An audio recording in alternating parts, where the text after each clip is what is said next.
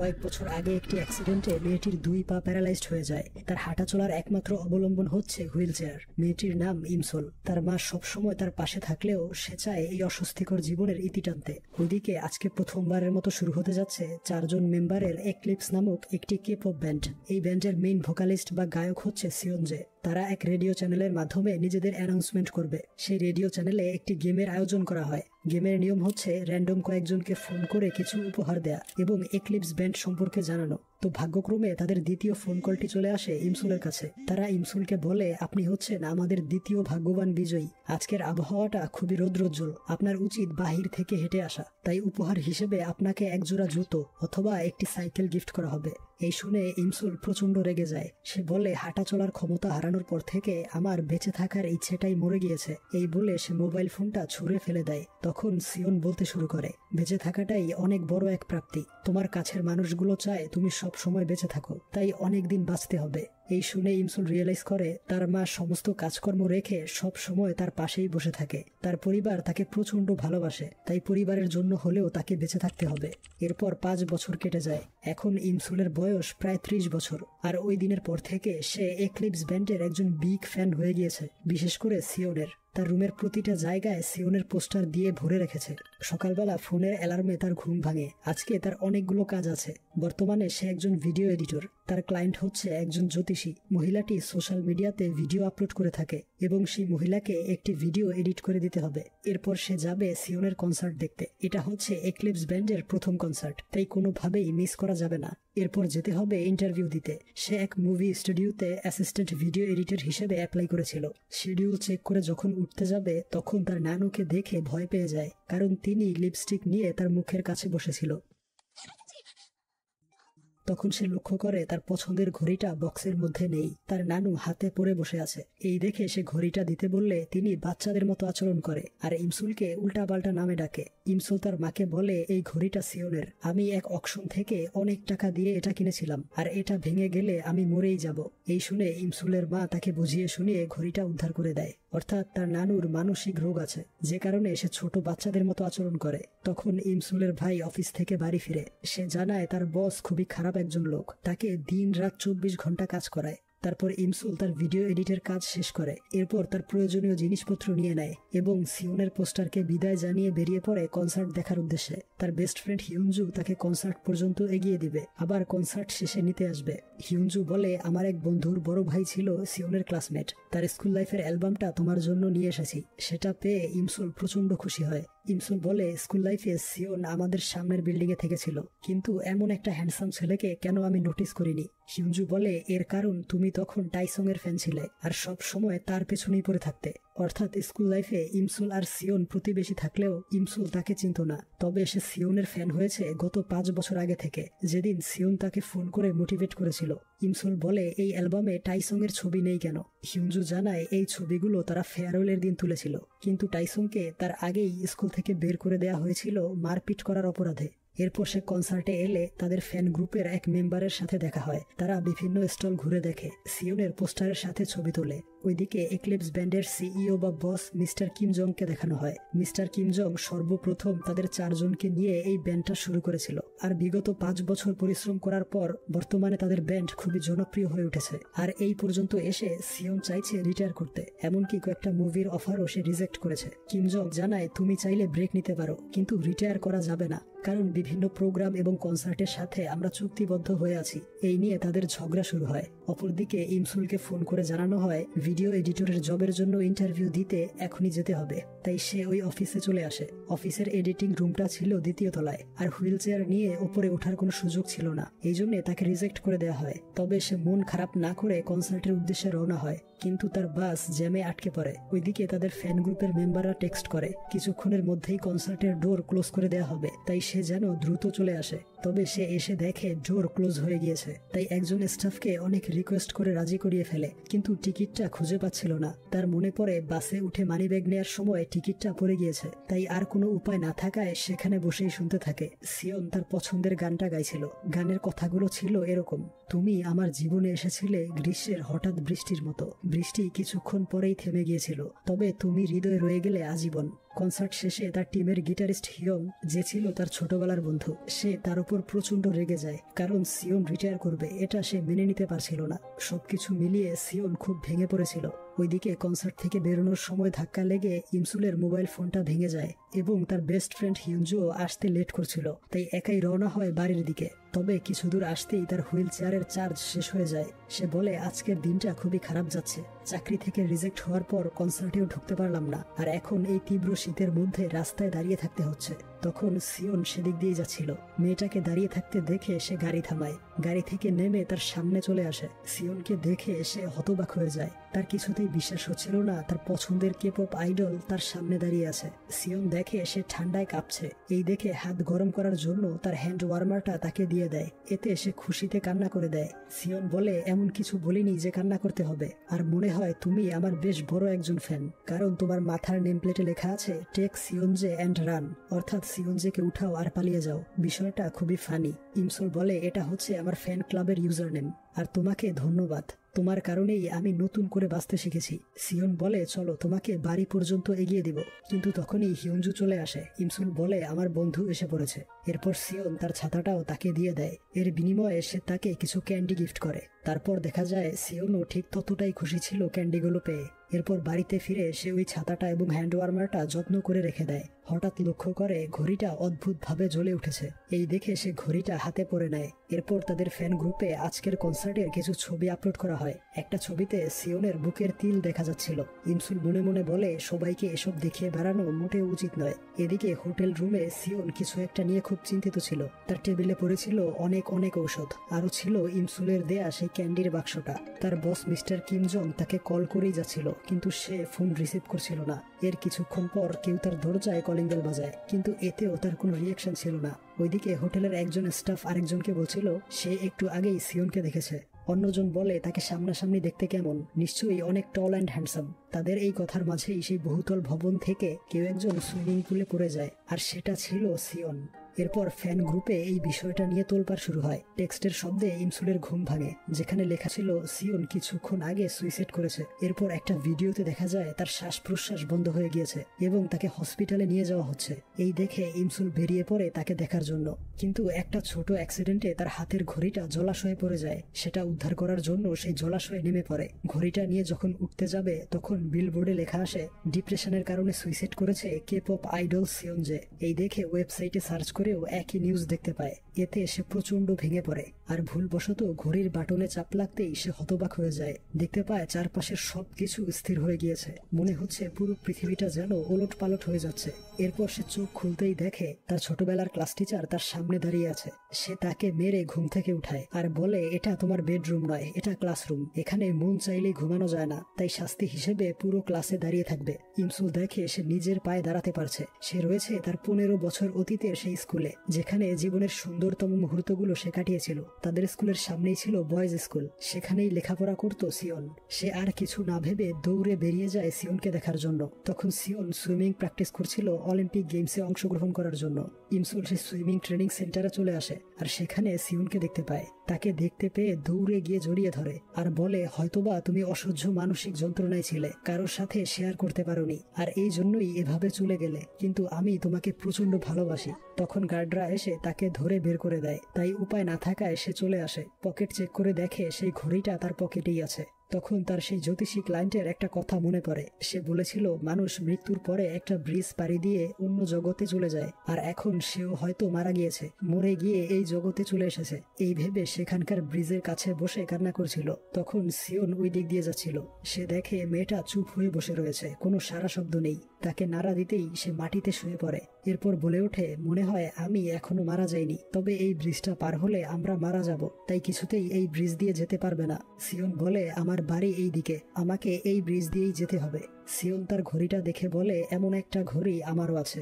ইমসুল বলে এটাই সেই ঘড়িটা, এটা তুমি রেখে দাও, আর বলে তুমি কোনোভাবেই এই ব্রিজ দিয়ে যেতে পারবে না। তখন সিওন একটা ট্যাক্সি দেখতে পায় আর দৌড়ে এসে ওই ট্যাক্সিতে উঠে চলে যায়। এর কিছুক্ষণ পরেই ইমসুলের ফোন বাজতে শুরু করে। সে ভয়ে ভয়ে ফোন রিসিভ করতেই বিকট আওয়াজে তার মা চিৎকার করে ওঠে আর বলতে থাকে স্কুল থেকে পালিয়ে গিয়েছিস, সন্ধ্যার মধ্যে বাসায় না ফিরলে তোকে মেরে মার্ডার করে ফেলবো। ওইদিকে সিয়ন বাড়ি গিয়ে টেবিলের উপর তার ঘড়িটা দেখতে পায়, আর পকেটে ছিল ইমসুলের দেয়া ঘড়িটা। তাই সিদ্ধান্ত নেয় ইমসুলের ঘড়িটা আগামীকাল ফিরিয়ে দিবে। তখন তার শোল্ডারে ব্যথা অনুভব হয়, অর্থাৎ তার শোল্ডার ইনজুরি ছিল। এরপরেও সে প্রতিদিন সুইমিং প্র্যাকটিস করে।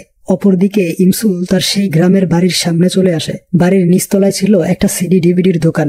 সে বলে এই সবকিছু ঠিক তেমনটাই আছে যেমনটা আমার স্কুল লাইফে ছিল। এরপর সে বাড়ির ভেতরে চলে আসে। তার মা তাকে দেখতেই মারতে শুরু করে আর বলে স্কুল ব্যাগ ফেলে কোথায় পালিয়ে গিয়েছিলে? কিছুক্ষণ আগে হিউনজু এসে ব্যাগটা রেখে গিয়েছে। ইমসুল বলে তুমি এত ইয়াং হয়ে গেলে কিভাবে? তখন তার নজর পড়ে ক্যালেন্ডারের দিকে। সালটা ছিল 2008। এই দেখে সে এবার বিশ্বাস করে নেয় যে সত্যি সে টাইম ট্রাভেল করেছে। ঘরের ভেতর গিয়ে তার নানুকে দেখতে পায়। তাকে জিজ্ঞেস করে বলো তো আমার নাম কি? নানু বলে তুমি আমার আদরের ইমসুল। অর্থাৎ তার নানু এখন সম্পূর্ণ সুস্থ আছে। এই দেখে সে তাকে জড়িয়ে ধরে কান্না করে দেয়। এরপর ইমসুল তার রুমে চলে আসে। সেখানে তার স্কুল লাইফের সমস্ত জিনিসপত্র দেখে প্রচন্ড ইমোশনাল হয়ে যায়। তারপর রাতের বেলা বালিশ নিয়ে তার মা এবং নানুর মাঝখানে শুয়ে পড়ে আর মনে মনে বলে হয়তো সকালবেলা ঘুম ভাঙলেই দেখব এই সবকিছু ছিল শুধুমাত্র একটা স্বপ্ন। এর পরদিন সকালে চোখ খুলে বুঝতে পারে তার পা নাড়াতে পারছে না। সে ভেবে নেয় এতক্ষণ যাবৎ সে স্বপ্ন দেখছিল, কিন্তু মাথা উঠিয়ে দেখে তার ভাই তার পায়ের উপর শুয়ে আছে। এই দেখে সে তাকে লাথি দিয়ে সরিয়ে দেয়। রুমটা দেখে বুঝতে পারে সে তাদের গ্রামের বাড়িতেই আছে আর নিজের পায়ে দাঁড়াতে পারছে, অর্থাৎ সে সত্যি টাইম ট্রাভেল করেছে। এটা বুঝতে পেরে প্রচন্ড খুশি হয়ে তার ভাইকে সরি বলে। এরপর বেরিয়ে পড়ে স্কুলের উদ্দেশ্যে। তার স্কুলের সামনে সিয়ন অপেক্ষা করছিল ঘড়িটা ফিরিয়ে দেওয়ার জন্য। সিয়নের বন্ধু হিয়ং এসে জিজ্ঞেস করে গতকালকে সুইমিং প্র্যাকটিস ম্যাচটা কেমন হয়েছে? সিয়ন বলে ভালোই ছিল, তবে শোল্ডার ইনজুরিটা খুব কষ্ট দিচ্ছে। ওইদিকে ইমসুলের সিয়নকে দেখতেই মনে পড়ে তার মৃত্যুর সেই দিনটার কথা। এটা ভাবতেই সে প্রচন্ড ইমোশনাল হয়ে যায়। তখন সিয়ন ছাতা নিয়ে চলে আসে, ঠিক যেমন ভাবে এসেছিল সেই তীব্র শীতের রাতে। সিয়ন এসে বলে এমন কিছু বলেনি যে কান্না করতে হবে। এই শুনে তার আরো বেশি মন খারাপ হয়, কারণ সেই রাতে ঠিক এই কথাটাই সিয়ন বলেছিল। এসব ভেবে সে কান্না করেই যাচ্ছিল। তাই সিয়ন তাকে নিয়ে পাশের এক বিল্ডিং এর সামনে চলে আসে। সে বলে তুমি গতকাল সুইমিং এর মধ্যে ডিস্টার্ব করলে, এরপর রাস্তায় উল্টাপাল্টা ব্যবহার করলে, এর কারণ কি? তখন ইমসুল মনে মনে বলে আমার বয়স 30 বছর, তাই একজন স্কুল স্টুডেন্টকে কনভিন্স করা বেশি কঠিন হবে না। এরপর সে গল্প বানাতে শুরু করে। সে বলে আমার একটা কুকুর ছিল, সে খুব ভালো সাঁতার জানতো, কিন্তু কিছুদিন আগে সে মারা গিয়েছে। তোমাকে সুইমিং করতে দেখে তার কথা মনে পড়ে গিয়েছিল, তাই ভুলে আই লাভ ইউ বলে ফেলেছিলাম। সিয়ন বলে আমি কি তোমার কুকুরটার মতো দেখতে? আর এই ঘড়িটাও তোমার কুকুর ব্যবহার করতো, তাই না? এই শুনে ইমসুল ভেবে পাচ্ছিল না যে কি উত্তর দিবে, তাই সে দৌড়ে পালিয়ে যায়। স্কুলে ফিরে নিজেকেই মারতে থাকে আর বলে আমি প্রচন্ড বোকা, তার ছাতাটা কেন নিয়ে আসলাম। এরপর সে তার ক্লাসরুমটা খুঁজে পায়। ক্লাসে ঢুকতেই তার ছোটবেলার সব স্মৃতিগুলো মনে পড়ে, সেই পুরনো ক্লাসরুমটা এবং পুরনো বন্ধুগুলো ঠিক আগের মতোই আছে। তাদেরকে বলে বহু বছর পর তোমাদেরকে দেখে খুবই ভালো লাগছে। এই শুনে হিউনজু বলে তোমার মাথা খারাপ হয়ে গিয়েছে, গতকাল ব্যাগ রেখে ক্লাস থেকে পালিয়ে গেলে কেন? কিন্তু ইমসুল তার কোনো কথাই শুনছিল না, বরং তার বেস্ট ফ্রেন্ডকে দেখে খুশিতে নাচতে থাকে। ওইদিকে ইমসুলের মা মিসেস সুন তার দোকানটা পরিষ্কার করছিল, যেখানে সে সিডি ডিভিডির ক্যাসেট এবং বই ভাড়া দিয়ে থাকে। সে তার এক বন্ধুকে বলে ইমসুলের স্কুল শেষ হলে আমরা শহরে সেটেল হয়ে যাব, তাকে ভালো কলেজে ভর্তি করতে হবে। তখন সে কম্পিউটারে লক্ষ্য করে দেখে তার এক কাস্টমার অনেকদিন যাবৎ ক্যাসেট নিয়ে ফেরত দিচ্ছে না। এজন্য তাকে ফোন করে, আর সেই লোকটা হচ্ছে সিয়নের বাবা। মূলত সিয়নের বাবার অ্যাকাউন্ট থেকে একটা অ্যাডাল্ট মুভির ক্যাসেট ভাড়া নেওয়া হয়েছিল, কিন্তু সে অস্বীকার করে বলে ওই ধরনের মুভি সে দেখে না। তখন ইমসুলের ভাই জ্যোতিষীর মতো সেজে তাদেরকে ভয় দেখায়। আসলে সে একজন অভিনেতা হতে চায়। তার এই বাজে অ্যাক্টিং দেখে তার মা তাকে মারতে শুরু করে। অপরদিকে স্কুলে ইমসুল সেই ঘড়িটা নিয়ে গবেষণা করছিল। মনে মনে বলে এই বাটনে প্রেস করলে হয়তো আগের জায়গায় চলে যাব, কিন্তু এই লাইফটাকেই আমি বেশি এনজয় করছি, তাই কখনো এই বাটনে চাপ দেওয়া যাবে না। কিন্তু ওইদিকে টিচার তাকে অঙ্ক করার জন্য বোর্ডে ডাকছিল, অথচ গভীর চিন্তায় ডুবে থাকায় টিচারের ডাক শুনতে পায় না। তাই হিউনজু তাকে পেছন থেকে খোঁচা দিতেই তার ঘড়ির বাটনে চাপ লেগে যায়। এতে সে প্রচন্ড ভয় পায়, হয়তো সে আবারও বর্তমানে চলে এসেছে। কিন্তু দেখা যায় সে ওই ক্লাসরুমেই ছিল, আর টিচার তাকে বোর্ডে ডেকে নেয়। স্কুল লাইফের সেই সহজ অঙ্কগুলো তার এখন কিছুই মনে নেই, তাই পেট ব্যথার অভিনয় করে ক্লাস থেকে বেরিয়ে যায় আর দৌড়ে চলে আসে সিয়নের স্কুলে। মনে মনে বলে যখন সে সেলিব্রিটি ছিল তখন চাইলেও তার সাথে দেখা করতে পারতাম না, কিন্তু এখন যখন ইচ্ছে তখনই তাকে দেখতে পাই, তাই আমি আর সেই লাইফে ফিরে যেতে চাই না। তখন বাহির থেকে সিগারেটের স্মেল আসছিল। বিষয়টা দেখার জন্য সে ব্যালকনিতে চলে আসে। সেখানে স্মোক করছিল সিয়নের ক্লাসমেট টাইসং এবং তার বন্ধুরা। টাইসং মারপিট শুরু করে। এই দেখে ইমসুল ব্যালকনি থেকে নিচে ঝাঁপ দেয়। এরপর তাদেরকে বলে ভেতরে সুইমাররা প্র্যাকটিস করছে, সিগারেটের ধোঁয়ায় তাদের ফুসফুসে প্রবলেম হতে পারে। এই বলে সিগারেটের প্যাকেটটা নিয়ে নেয়। তখন টাইসংকে মারার জন্য আরো কয়েকজন চলে আসে। এই দেখে সে ইমসুলকে নিয়ে দৌড়ে পালিয়ে যায়। এরপর সে স্মোক করতে গেলে ইমসুল তাকেও বাধা দেয়। তাকে কাছ থেকে দেখে তার মনে পড়ে এই ছেলেটাই হচ্ছে সে, যে ছিল তার স্কুল লাইফের সর্বপ্রথম ক্রাশ। টাইসং এর একটা ব্যান্ড গ্রুপ ছিল, সেই গ্রুপের সবচেয়ে হ্যান্ডসাম এবং মেয়েদের ক্রাশ ছিল টাইসং। তাই বাকিদের মতো ইমসুলও টাইসংকে পছন্দ করত। এই সবকিছু মনে পড়তেই ইমসুল বেশ খুশি হয়ে যায়। সে বলে বহু বছর পর তোমাকে দেখে খুব ভালোই লাগছে। কিন্তু টাইসং জানায় গতকালকেই তাদের দেখা হয়েছিল আর ইমসুল তাকে একটা লাভ লেটার দিয়েছিল। লাভ লেটার পড়ে সে খুবই ইমপ্রেস হয়েছে। এই বলে সিগারেটের প্যাকেট এবং লাইটার তার হাতে ধরিয়ে চলে যায়। তখনই সেই স্কুলের গার্ড এসে বুঝতে পারে ইমসুল এখানে এসেছে ধূমপান করতে, এই জন্য তাকে শাস্তি দেয়া হয়। তখন সিওন সেখান দিয়েই যাচ্ছিল। ইমসুল তাকে দেখে চুল দিয়ে মুখ ঢেকে ফেলে, কিন্তু সিওন তাকে দেখেই চিনে ফেলে। সিগারেট এবং লাইটার ডাস্টবিনে ফেলে দিয়ে বলে ধূমপান করা স্বাস্থ্যের জন্য ক্ষতিকর। এই বলে সে চলে যায়। অর্থাৎ আরো একবার সিওনের সাথে তার ভুল বোঝাবুঝি হয়ে গেল। এরপর টাইসং এর সাথে আবারও দেখা হয়। টাইসং বলে আমার অ্যাটেনশন পাওয়ার জন্য সব সময় পেছনে লেগে থেকো না, কারণ আমার পেছনে আরো একজন লেগে আছে, সে যেন তোমাকে আমাদের স্কুলে দেখতে না পায়। কিন্তু তখনই সেই মেয়েটা চলে আসে। তাকে দেখতেই টাইসং পালিয়ে যায়। সে ইমসুলকে এখানে দেখে প্রচন্ড রেগে যায় এবং তার বন্ধুদের নিয়ে তাকে মারতে আসে। এই অবস্থা দেখে ইমসুল তাকে সরি বলে, আরো বলে টাইসং এর প্রতি তার কোনো ইন্টারেস্ট নেই। এরপর ইমসুল আর হিয়ঞ্জু লাঞ্চ করতে আসে। ইমসুল বলে একজনের সাথে আমার বন্ধুত্ব করতে হবে, কিন্তু প্রথম দেখাটা ভালো ছিল না আর দ্বিতীয় ইমপ্রেশনটা ছিল আরো বাজে। হিয়ঞ্জু বলে গতকালকেই তুমি টাইসংকে প্রপোজ করতে গিয়েছিলে, সেখানে ওই মেয়েটার তারা খেয়ে পালিয়ে এসেছো, আর আজকেই আবার অন্য আরেকজনকে পছন্দ করে ফেললে। ইমসুল বলে এই বিষয়ে তোমাকে পরে বুঝিয়ে বলবো। হিয়ঞ্জু জানায় তাহলে এখন তোমার একমাত্র উপায় হচ্ছে তাকে ফেসবুকে ফ্রেন্ড রিকোয়েস্ট পাঠানো। এরপর বাড়ি ফিরে সে কয়েকটা চিঠি দেখতে পায় যেগুলো সে লিখেছিল টাইসংকে দেওয়ার জন্য। সে খুব আফসোস করতে থাকে আর বলে আরো একটা দিন আগে টাইম ট্রাভেল করলে ভালো হতো, তাহলে টাইসং এর বিষয়টা এত দূর আগাতো না। এরপর সে সিওনের কাছে ফ্রেন্ড রিকোয়েস্ট পাঠায় এবং তার ছবিগুলো দেখতে থাকে, কিন্তু এর কিছুক্ষণ পরেই সিওন তার ফ্রেন্ড রিকোয়েস্ট ডিলিট করে দেয়। এই দেখে ইমসুল একদম হতাশ হয়ে পড়ে। এরপর দিন স্কুলে যাওয়ার সময় তারা একই বাসে ওঠে। ইমসুল জিজ্ঞেস করে যেহেতু আমরা প্রতিবেশী তাই তুমি কি এর আগেও আমাকে নোটিস করেছিলে, কিন্তু সিওন তার কথার কোনো উত্তর দেয় না। এরপর বাস থেকে নামার সময় ইমসুলের ছাতাটা নিচে পড়ে যায়, তাই সিওন নেমে গেলেও সে নামতে পারে না। ড্রাইভারকে থামতে বললেও তার কথা ড্রাইভার শুনতে পায় না। এই অবস্থা দেখে সিওন বাসটাকে থামানোর জন্য দৌড় শুরু করে, আর এই দেখে সবাই ভাবে সে হয়তো ইমসুলকে পছন্দ করে। সিওন দৌড়ে এসে বাসটাকে থামিয়ে দেয়। ইমসুল তাকে ধন্যবাদ জানায়, তবে সিওন বলে বাসটা থামিয়েছি আমার ছাতাটা ফেরত নেওয়ার জন্য, আর দয়া করে ধূমপান করা ছেড়ে দাও। ইমসুল বলে আমি ধূমপান করিনি, আর যারা ধূমপান করে তাদের আঙুলে সিগারেটের স্মেল লেগে থাকে। এই বলে সে তার আঙুল সিওনের নাকের কাছে ধরে, কিন্তু অ্যাক্সিডেন্টলি তার আঙুল সিওনের নাকে ঢুকে যায়। অর্থাৎ আরো একবার বাজে ইমপ্রেশনের কারণে তাদের দূরত্ব বেড়ে গেল। আর এই সবকিছু হিয়ং দেখতে পায়। সে সিওনকে জানায় এই মেয়েটা মাঝে মধ্যেই আমাদের ব্যান্ডের প্র্যাকটিস দেখতে আসে, আর মেয়েটা মনে হয় টাইসংকে পছন্দ করে। ওইদিকে ইমসুল সুইমিং কম্পিটিশনের একটা পোস্টার দেখতে পায়। সেই কম্পিটিশনটা কয়েকদিন পরেই অনুষ্ঠিত হবে। তখন তার ভবিষ্যতের কিছু কথা মনে পড়ে, যেখানে সিওন এই কম্পিটিশনের কথাই বলেছিল। তার শোল্ডার ইনজুরি নিয়ে এই কম্পিটিশনে অংশগ্রহণ করে এবং সেই ইনজুরিতে আরো বেশি আঘাতপ্রাপ্ত হয়ে তার সুইমিং ক্যারিয়ার শেষ হয়ে যায়। এটা মনে পড়তেই ইমসুল ডিসাইড করে যেভাবেই হোক সিওনকে এই কম্পিটিশন থেকে সরাতে হবে। তাই সে সরাসরি সিওনকে বলে এই কম্পিটিশনে অংশগ্রহণ করলে তোমার বড় ধরনের ইনজুরি হবে আর কখনোই সুইমিং করতে পারবে না। কিন্তু দেখা যায় তার এসব কথা সিওন শুনতে পায় না, কারণ যখনই সে এটা বলতে চায় তখনই সবকিছু স্থির হয়ে যায়। অর্থাৎ সে চাইলেও ভবিষ্যতের কোনো কথা কাউকে বলতে পারবে না। এই জন্য সে এই কথাটা ফোনে লিখে তাকে দেখায়, কিন্তু তার লেখাগুলো সব অদৃশ্য হয়ে যায়। সিওন দেখে তার ফোনে কিছুই লেখা নেই। সে ভাবে ইমসুল তার সাথে মজা করছে। এই ভেবে সে চলে যায়। এরপর সে ক্লাসে ফিরে ভাবতে থাকে তার এই টাইম ট্রাভেলের একটা জটিল বিষয় হচ্ছে সে কাউকে ভবিষ্যতের কোনো কথা জানাতে পারবে না। এটা পরীক্ষা করার জন্য সে চিৎকার করে বলে ওঠে বারাক ওবামা হবে আমেরিকার পরবর্তী প্রেসিডেন্ট, কিন্তু দেখা যায় তার এই কথাটাও কেউ শুনতে পায় না। এবারও সময় স্থির হয়েছিল।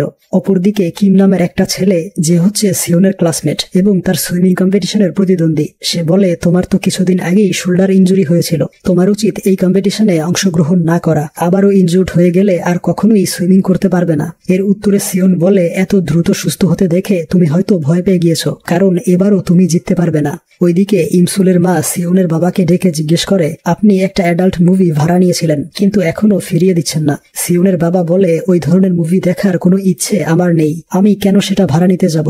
এই নিয়ে তাদের দুজনের ঝগড়া শুরু হয়। এরপর সিওন যখন প্র্যাকটিস করে বাড়ি ফিরছিল তখন ইমসুল তার ভাইয়ের কস্টিউম পরে সিওনের সামনে চলে আসে। তাকে জানায় সে একজন জ্যোতিষী। সে জানে সিওন যদি সুস্থ থাকতে চায় তাহলে আগামী 1 মাস নদী, লেক বা সুইমিং পুলে নামতে পারবে না। তার ভবিষ্যৎবাণীতে খুশি হয়ে সিওন তাকে কিছু টাকা দেয়। এরপর যখন বাড়ির দিকে যাচ্ছিল তখন রাস্তায় টাইসনকে দেখতে পায়। সে আবারও মারপিট করে আহত হয়ে এসেছে। এই দেখে ইমসুল তার ক্ষত স্থানে ব্যান্ডেজ করে দেয় আর বলে, তুমি যদি মারপিট বন্ধ না করো তাহলে স্কুল থেকে তোমাকে বের করে দিবে। এরপর টাইসন দুষ্টুমি করে তার টাকাটা ছিনিয়ে নেয় আর সেটা গিয়ে পড়ে নোংরা পানির মধ্যে। এতে ইমসুল রেগে গিয়ে বাড়ির দিকে চলে আসে। টাইসন তার পিছু করতে থাকে এবং ক্ষমা চায়। তখনই সিওং তাদের সামনে চলে আসে আর ইমসুলকে দেখে বুঝতে পারে জ্যোতিষীর কস্টিউম পরে সে তার সাথে মজা করছিল। এই দেখে সে বাড়িতে চলে যায়। তার বাড়ির বিপরীত পাশেই ছিল ইমসুলের বাড়িটা। সে তার মাকে জিজ্ঞেস করে তাদের অপোজিটের 35/1 বাড়িটার সম্পর্কে। তার মা জানায় সে বাড়িতে আগে অন্য ফ্যামিলি ছিল, কিন্তু গত কয়েক মাস আগে একটা লোক এবং তার ছেলে সেই বাড়িতে উঠেছে আর সেই লোকটা একটা ক্যাসেট নিয়ে ফেরত দিচ্ছে না। ওইদিকে সিওন বাড়ি ফিরে ঘুমানোর অনেক চেষ্টা করে, কিন্তু ইমসুলের কথাগুলো তার বারবার মনে পড়ে যায়। এই জন্য কিছুতেই ঘুমাতে পারছিল না। তাই সে বেরিয়ে পড়ে প্র্যাকটিস করার জন্য। তখন জানালা দিয়ে ইমসুল তাকে দেখতে পায়। এরপর যখন সে প্র্যাকটিস শেষ করে শাওয়ার নিচ্ছিল তখন তার প্রতিদ্বন্দ্বী কিম এক বন্ধুকে নিয়ে সেখানে চলে আসে। তারা এসেছে সিওনের লাকি সুইমিং প্যান্ট চুরি করার জন্য, কারণ সবাই বিশ্বাস করে সিওন এই প্যান্টটা পরে কম্পিটিশন করলে কখনোই হারে না। তাই সেটা যখন চুরি করে নিতে যায় ঠিক তখনই ইমসুল তাকে ধরে ফেলে। অনেকক্ষণ টানাটানির পর প্যান্টটা রেখেই কিম পালিয়ে যায়। ওইদিকে সিওনও সেখানে চলে আসে। তবে তার আগেই ইমসুল একটা ঝুড়ির মধ্যে লুকিয়ে পড়ে আর সিওন সেই ঝুড়ির কাছে আসতেই সে ঝুড়ি থেকে বেরিয়ে দৌড় লাগায়। সিওনও তাকে তাড়া করতে থাকে আর এক পর্যায়ে তারা দুজন সুইমিং পুলের মধ্যে পড়ে যায়। সিওন ভাবে ইমসুল হয়তো তার লাকি সুইমিং প্যান্টটা চুরি করার জন্য এসেছে, কিন্তু ইমসুল যখন তাকে সত্যটা বলতে যাবে তখনই আবার সময় স্থির হয়ে যায়। তাই সিওন তাকে ভুল বুঝে চলে আসে। ওইদিকে সিওনের বাবা দেখতে পায় সিওনের খাটের নিচে একটা মুভির ক্যাসেট পড়ে আছে। সেটা হাতে নিতেই সে প্রচন্ড ঘাবড়ে যায়, কারণ এটাই হচ্ছে সেই অ্যাডাল্ট মুভির ক্যাসেট যেটা তার নাম করে ইমসুলদের দোকান থেকে আনা হয়েছিল। অপরদিকে সিওনের এক বন্ধু ফোন করে জানায় কিছুক্ষণ আগে কিম জং সুইমিং সেন্টারে গিয়েছিল তার লাকি সুইমিং প্যান্টটা চুরি করার জন্য। এই শুনে সিওন বুঝতে পারে ইমসুল তার ক্ষতি নয় বরং সাহায্য করতে চায়। আর তখনই বৃষ্টি শুরু হয়। সে ভাবে ইমসুলকে একা ফেলে আসা উচিত হয়নি। ওইদিকে ইমসুল ভাবছিল যখনই কিছু বলতে যাবে তখনই সময় স্থির হয়ে যায়। তাই হয়তোবা শত চেষ্টা করলেও সে ভবিষ্যৎকে পরিবর্তন করতে পারবে না, যা হবার তাই হবে। তখন হঠাৎ করেই তার সামনে গাড়ি চলে আসে আর যখন সে অ্যাক্সিডেন্ট করতে যাবে ঠিক তখনই সিওন এসে তাকে বাঁচিয়ে নেয়। তখন সিওন আমাদেরকে বলতে শুরু করে স্কুল থেকে আমাদের বাড়িটা ছিল বেশ দূরে, তাই আমরা গত কয়েক মাস আগে নতুন আরেকটা বাড়িতে উঠি। আমাদের বাড়ির ঠিক বিপরীত পাশেই ছিল ইমসুলের বাড়িটা। একদিন ইমসুলদের একটা পার্সেল আমাদের বাড়ির সামনে রাখা ছিল। সেই বক্সটা যখন তাদের বাড়িতে দিতে যাব তখনই ইমসুল আমাকে ডেলিভারি বয় ভেবে দৌড়ে আসে। সময়টা তখন ছিল গ্রীষ্মকাল আর সেদিন হঠাৎ বৃষ্টি নেমেছিল। সে আমার জীবনে এসেছিল গ্রীষ্মের হঠাৎ বৃষ্টির মতো। এরপর সে আমাকে তার ছাতাটা এবং কিছু ক্যান্ডি দিয়ে চলে যায়। এরপর থেকে প্রায় সময়ই তাকে লুকিয়ে দেখতে যেতাম। একদিন তাদের দোকানে ঢুকে পড়ি। সে তখন ঘুমাচ্ছিল। ঘুমের ঘোরে পড়ে যাওয়ার অবস্থা হয়, কিন্তু তার আগেই তাকে ধরে ফেলি। আমার হাতের উপর সে নিশ্চিন্তে ঘুমাচ্ছিল, তাই তাকে ডিস্টার্ব করতে চাইনি। এভাবে প্রায় 30 মিনিট কেটে যায়। এরপর কেউ একজন দোকানে ঢুকলে তার ঘুম ভাঙে। সে আমাকে দেখে ঠিক মনে করতে পারছিল না, তাই তাড়াহুড়া করে একটা মুভির ক্যাসেট নিয়ে নেই বাবার নামে। এর কয়েকদিন পর সে আমাদের স্কুলের ট্রেনিং সেন্টারে এসে আমাকে জড়িয়ে ধরে আই লাভ ইউ বলে। আমার কাছে সেটা স্বপ্নের মতো মনে হয়েছিল। এরপর দিন তাকে জিজ্ঞেস করতে গিয়েছিলাম যে সে হঠাৎ কেন আমাকে প্রপোজ করেছে, কিন্তু সে উল্টা পাল্টা কি বলল কিছুই বুঝতে পারেনি। তার উপর আমার ছাতাটা নিয়ে পালিয়ে গেল। তার পরের দিন সে আমাকে ফ্রেন্ড রিকোয়েস্ট পাঠিয়েছিল, যা দেখে আমি প্রচন্ড খুশি হয়েছিলাম। আর তখনই বাবা বিকট শব্দে ঘরে ঢুকে পড়ে। ভয়ে চাপ লেগে রিকোয়েস্ট ডিলিট হয়ে যায়। এরপর দিন সে প্রচন্ড মন খারাপ করে স্কুলের দিকে যাচ্ছিল। সে একা একাই বলছিল আমি নাকি ইচ্ছে করে তার রিকোয়েস্ট ডিলিট করে দিয়েছি। সেদিন তার এতটাই মন খারাপ ছিল যে ব্যাগের চেইনটাও ঠিকভাবে আটকায়নি। তাকে দেখেই বুঝেছিলাম আমার ছাতাটা ফেরত দিতে এসেছে। এরপর বাস থেকে নামার সময় ছাতাটা তার হাত থেকে নিচে পড়ে যায়। এর জন্য সে নামতে পারেনি। আমি ছাতাটার জন্য যাইনি, গিয়েছিলাম আমার ভালোবাসার মানুষটার জন্য। তার জন্য আমি একটা কবিতা লিখেছিলাম। যদি কখনো সুযোগ পাই তবে একটা গান বানাবো। সেই গানের কথাগুলো হবে ঠিক এই রকম। তুমি আমার জীবনে এসেছিলে গ্রীষ্মের হঠাৎ বৃষ্টির মতো। বৃষ্টি কিছুক্ষণ পরেই থেমে গিয়েছিল, তবে তুমি হৃদয়ে রয়ে গেলে আজীবন। এরপর ইমসুল তাকে জানায় আগামী ডিসেম্বরের 1 তারিখে তার একটা অ্যাক্সিডেন্ট হতে পারে আর সিওনের উচিত হবে না আগামীকালের কম্পিটিশনে অংশগ্রহণ করা, কারণ তার বড় ধরনের শোল্ডার ইনজুরি হতে পারে। এই শুনে সিওন বলে, আমি সুইমিং নিয়েই ক্যারিয়ার গড়তে চাই, আর তোমাকে কথা দিলাম আমি সাবধানতার সাথেই সুইমিং করব। এরপর তারা বাড়ির সামনে চলে আসে। ইমসুল জানায় সে আগামীকাল তার কম্পিটিশন দেখতে আসবে। এই বলে সে ঘরে চলে যায়। সিওন ভাবে এতদিন তার ভালোবাসাটা ছিল ওয়ান সাইডেড, কিন্তু এখন ইমসুলও তাকে পছন্দ করছে। এই ভেবে সে প্রচন্ড খুশি হয়। তবে তার এই কাণ্ডকীর্তি হিয়ন দেখতে পায়। এরপর দিন তার কম্পিটিশন শুরু হয়। ইমসুল প্রার্থনা করছিল যেন সে ইনজুরিতে না পড়ে। দেখা যায় সিওন ফার্স্ট হয় এবং সে ইনজুরিতেও পড়ে না। এরপর থেকে তারা মাঝে মধ্যেই একসাথে ঘুরতে যেত। একদিন সিওন প্র্যাকটিস করার সময় ইনজুরিতে পড়ে। ডক্টর জানায় সে আর কখনোই সুইমার হতে পারবে না। এরপর একদিন হঠাৎ ইমসুলের মনে পড়ে আজকের এই দিনে তার ঘরে আগুন লেগেছিল। সেই আগুন নিভাতে গিয়ে তার মায়ের হাত ঝলসে গিয়েছিল। এটা মনে পড়তেই সে বাসায় ফোন করে, কিন্তু তার মা কাজে ব্যস্ত ছিল এবং তার ভাই ওয়াশরুম পরিষ্কার করছিল, তাই তারা কেউ কল রিসিভ করে না। তখনই টাইসন বাইক নিয়ে চলে আসে। ইমসুল তাকে নিয়ে বাড়ির দিকে রওনা হয়। ওইদিকে হিউনজো আসে ইমসুলের বাড়িতে গ্রুপ স্টাডি করার জন্য। সে দেখে ইমসুলের ভাই ইমগেম ওয়াশরুম পরিষ্কার করতে গিয়ে খুবই নোংরা হয়ে আছে। হিউনজো বরাবরই তাকে পছন্দ করে না, কারণ সে খুব নোংরা এবং অলস প্রকৃতির একটা ছেলে। এই নিয়ে তাদের দুজনের ঝগড়া লেগেই থাকতো। তখন ঘরে আগুন লেগে গিয়েছে। ধোয়ার স্মেলে হিউনজো অজ্ঞান হয়ে যায়। তাই ইমগেম কোনো উপায় না পেয়ে তাকে নিয়ে ছাদে চলে আসে। ওইদিকে ইমসুল আর টাইসং এসে দেখে আগুন অনেকটাই ছড়িয়ে পড়েছে। তখন টাইসং ফায়ার এক্সটিংগুইশার দিয়ে আগুন নিভিয়ে ফেলে। অপরদিকে হিউনজুর জ্ঞান ফেরানোর জন্য ইমগেম তাকে সিপিআর দিতে যাবে, কিন্তু হিউনজু তাকে ভুল বুঝে ঘুষি দিয়ে তার দাঁত ভেঙে ফেলে। আর ওইদিকে আগুন নেভানোর পরে তার মা বাড়িতে আসে। সে ঘরে ঢুকতেই ইমসুল লক্ষ্য করে এবার তার হাত একদম ঠিক আছে, অর্থাৎ ইমসুল চাইলে ভবিষ্যৎ পরিবর্তন করতে পারবে। এর কয়েকদিন পর সিওন সুস্থ হয়ে স্কুলে আসে। আর যখন ইমসুলের সাথে দেখা করতে যাবে তখন টাইসং এসে ইমসুলকে ঘুরতে যাওয়ার জন্য রিকোয়েস্ট করে। আর সেই মুহূর্তে আবারও টাইম ট্রাভেল করে সে ভবিষ্যতে চলে যায়। ঠিক সেই দিনে চলে আসে যেদিন সিওন মারা গিয়েছিল। সে হসপিটালের বেডে ছিল। রুম থেকে বের হতেই দেখে সিওনের বাবা তার ছেলের জন্য কান্না করছে। এরপর ইনভেস্টিগেশনের জন্য পুলিশ তাকে ডেকে নেয়, কারণ সিওনের ঘরে তাদের দুজনের একটা ছবি পাওয়া গিয়েছে। ছবিটা দেখে সে রিয়েলাইজ করে টাইম ট্রাভেলে অতীতে গিয়ে সে কিছুটা হলেও ভবিষ্যৎ পরিবর্তন করেছে। এরপর সে আবারও ওই জলাশয়ের কাছে চলে আসে আর ঘড়ির বাটনে প্রেস করে টাইম ট্রাভেল করার জন্য, কিন্তু এবার কোনো কাজ হয় না। এরপর সে বাড়িতে ফিরে আসে। তখন হিয়ং তাকে ফোন করে জানায় সিওন সব সময় তোমার কথাই ভাবতো, হয়তো তোমার কোনো বিষয় নিয়ে সে ডিপ্রেশনে ছিল। তখন আমাদেরকে দেখানো হয় অতীতে সিওন যেদিন সুস্থ হয়ে ইমসুলের সাথে দেখা করতে গিয়েছিল সেদিন ইমসুল টাইম ট্রাভেল করে ভবিষ্যতে চলে যায়। আর সেই অতীতের টাইমলাইনে আগের ইমসুল চলে আসে, যে সিওনকে চিনত না। সে পছন্দ করতো টাইসনকে। আর সেদিন টাইসন তাকে ঘুরতে যাওয়ার জন্য রিকোয়েস্ট করলে সে প্রচন্ড খুশি হয়ে রাজি হয়ে যায়। এই বিষয়ে সিওন তাকে জিজ্ঞেস করতে গেলে সে অপরিচিত মানুষের মতো আচরণ করে আর জানায় টাইসন তার বয়ফ্রেন্ড।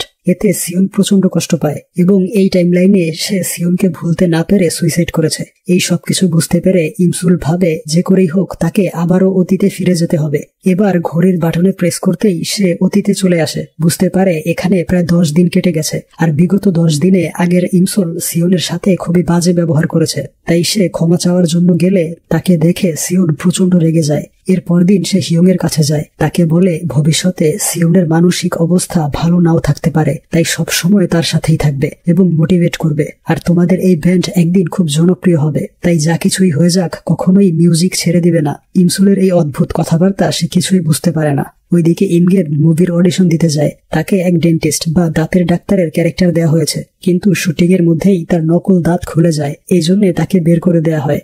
এর কয়েকদিন পর ইমসুল একটা ডিম্বাকৃতির বক্স নিয়ে আসে সিওনের কাছে আর বলে এটা হচ্ছে একটা টাইম ক্যাপসুল, এটাকে মাটির নিচে পুঁতে রাখতে হবে এবং 15 বছর পর অর্থাৎ 2023 সালের জানুয়ারির 1 তারিখে এটাকে তুলবে। আর ঠিক সেই দিন রাত 12টায় ব্রিজের উপর দেখা করবে।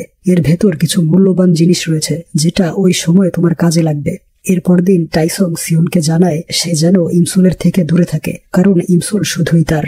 ওইদিকে হিয়ং লক্ষ্য করে তাদের ভোকালিস্টের কোনো উন্নতি হচ্ছে না, দিন দিন খুবই বাজে পারফর্ম করছে। কিন্তু কয়েকদিন পরেই তাদের একটা শো করতে হবে, তাই সে সিওনকে রিকোয়েস্ট করে বলে যেহেতু তাকে সুইমিং ছেড়ে দিতে হয়েছে তাই এখন তার উচিত মিউজিকে কনসেন্ট্রেট করা। তার কথায় সিওন রাজি হয়। এরপর দেখা যায় সিওন খুবই ভালো পারফর্ম করে, রীতিমতো সবাই তার ফ্যান হয়ে যায়। এই পারফরমেন্স দেখে মিউজিক প্রডিউসার মিস্টার কিমজং সিওনকে অফার করে প্রফেশনাল সিঙ্গার হওয়ার জন্য। আর এসব ইমসুল দেখতে পায়।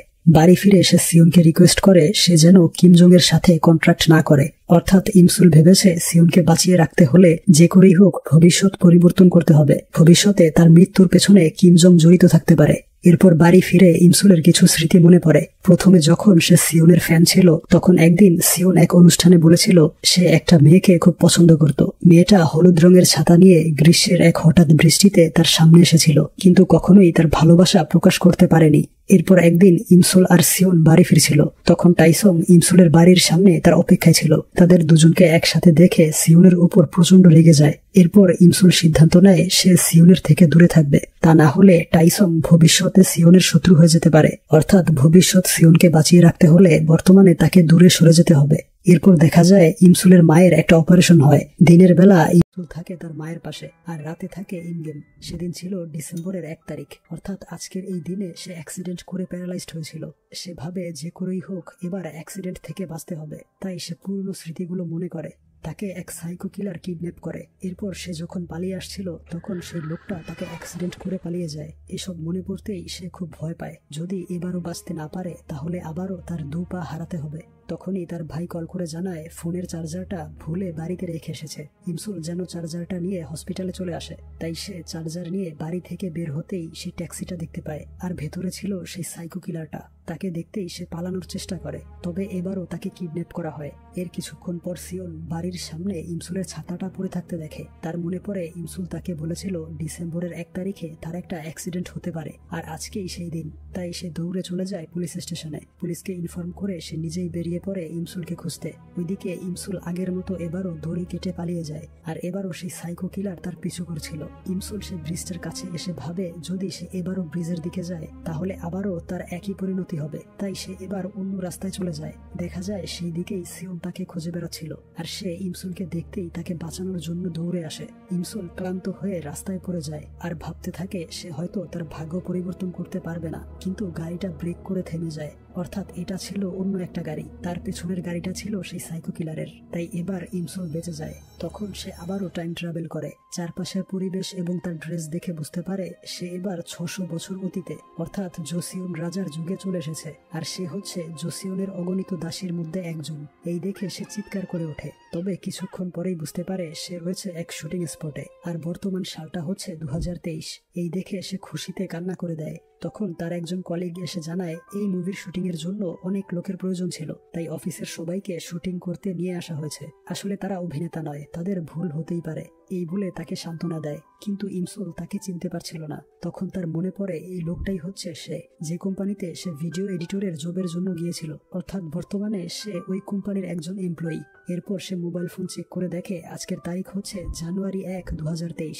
আজকের এই দিনে সে সিওনকে বলেছিল ব্রিজের উপর দেখা করতে। তখন ইন্টারনেটে সিওনের বিষয়ে সার্চ করে দেখতে পায় সিওন জীবিত আছে, আর বর্তমানে সে এক্লিপস ব্যান্ডের ভোকালিস্ট। এই দেখে সে প্রচন্ড খুশি হয়। এরপর সে ওই ব্রিজের উপর চলে আসে, কিন্তু ততক্ষণে অনেক দেরি হয়ে গিয়েছিল। এরপর সে ওই গাছের কাছে আসে যেখানে তারা টাইম ক্যাপসুলটা পুঁতে রেখেছিল, কিন্তু দেখতে পায় সেই গাছটা এখন আর নেই। এরপর সে বাড়িতে চলে আসে। এবার তার ঘরের দেয়ালে সিওনের কোনো পোস্টার লাগানো ছিল না, অর্থাৎ সে এবার নিজের ক্যারিয়ারে ফোকাস করেছে। তবে টাইম ট্রাভেলের সেই ঘড়িটা কোথাও খুঁজে পায় না। সে বলে এখন আর ঘড়িটার প্রয়োজন নেই, কারণ সবকিছু একদম পারফেক্ট আছে। পরদিন সকালবেলা ঘুম থেকে উঠে দেখে তার নানু লিপস্টিক দিয়ে এঁকে রেখেছে। সে তাকে খুশিতে জড়িয়ে ধরে। এবার তার আলমারিতে অনেক অনেক জুতো ছিল, যা দেখে সে আরো বেশি খুশি হয়, কারণ যখন সে প্যারালাইজড ছিল তখন জুতোর নাম শুনলে সে প্রচন্ড রেগে যেত।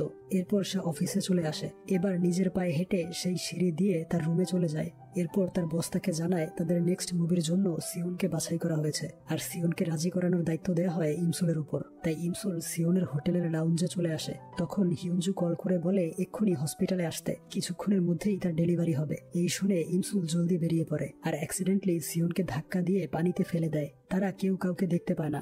সিওনের অ্যাসিস্ট্যান্ট তাকে বলে কাউকে এভাবে ফেলে দিয়ে পালিয়ে যাওয়া উচিত নয়। এই শুনে ইমসুল তার কার্ড দিয়ে বলে সে ক্ষতিপূরণ দিয়ে দিবে, তবে এখন তাকে হসপিটালে যেতে হবে। এই বলে সে চলে যায়। হসপিটালে আসতেই হিউনজু তাকে বলে আমি মরতে চলেছি, আর ইনগেম এখনো আসেনি। তার কথা ইমসুল বুঝতে পারছিল না। তখনই তার ভাই ইনগেম চলে আসে, অর্থাৎ তার বেস্ট ফ্রেন্ড তার ভাইকে বিয়ে করেছে। এই দেখে সে ইনগেমকে মারতে শুরু করে, আর বলে আমার বান্ধবীকে পটানোর সাহস কোথায় পেলে। তবে সে আরো বেশি অবাক হয় তখন যখন দেখে ইনগেমের 5 বছর বয়সী আরেকটা বাচ্চা আছে। এরপর ইমসুলের কলিগ তাকে জানায় সে আজকে যাকে ধাক্কা দিয়ে ফেলে দিয়েছে সেই ছিল সিওন, এবং তাদের বস বলেছে সিওনের কাছে ক্ষমা চাইতে হবে। সেদিন ছিল এক্লিপস ব্যান্ডের প্রথম কনসার্ট, তাই ইমসুল সেই কনসার্টে চলে আসে ক্ষমা চাইতে। সে সিওনের অ্যাসিস্ট্যান্টের কাছে কিছু ফুল এবং তার কার্ড পাঠায়। এরপর বাহির থেকেই সিওনের গান শুনতে থাকে, যেই গানটা সে তাকে নিয়ে লিখেছিল।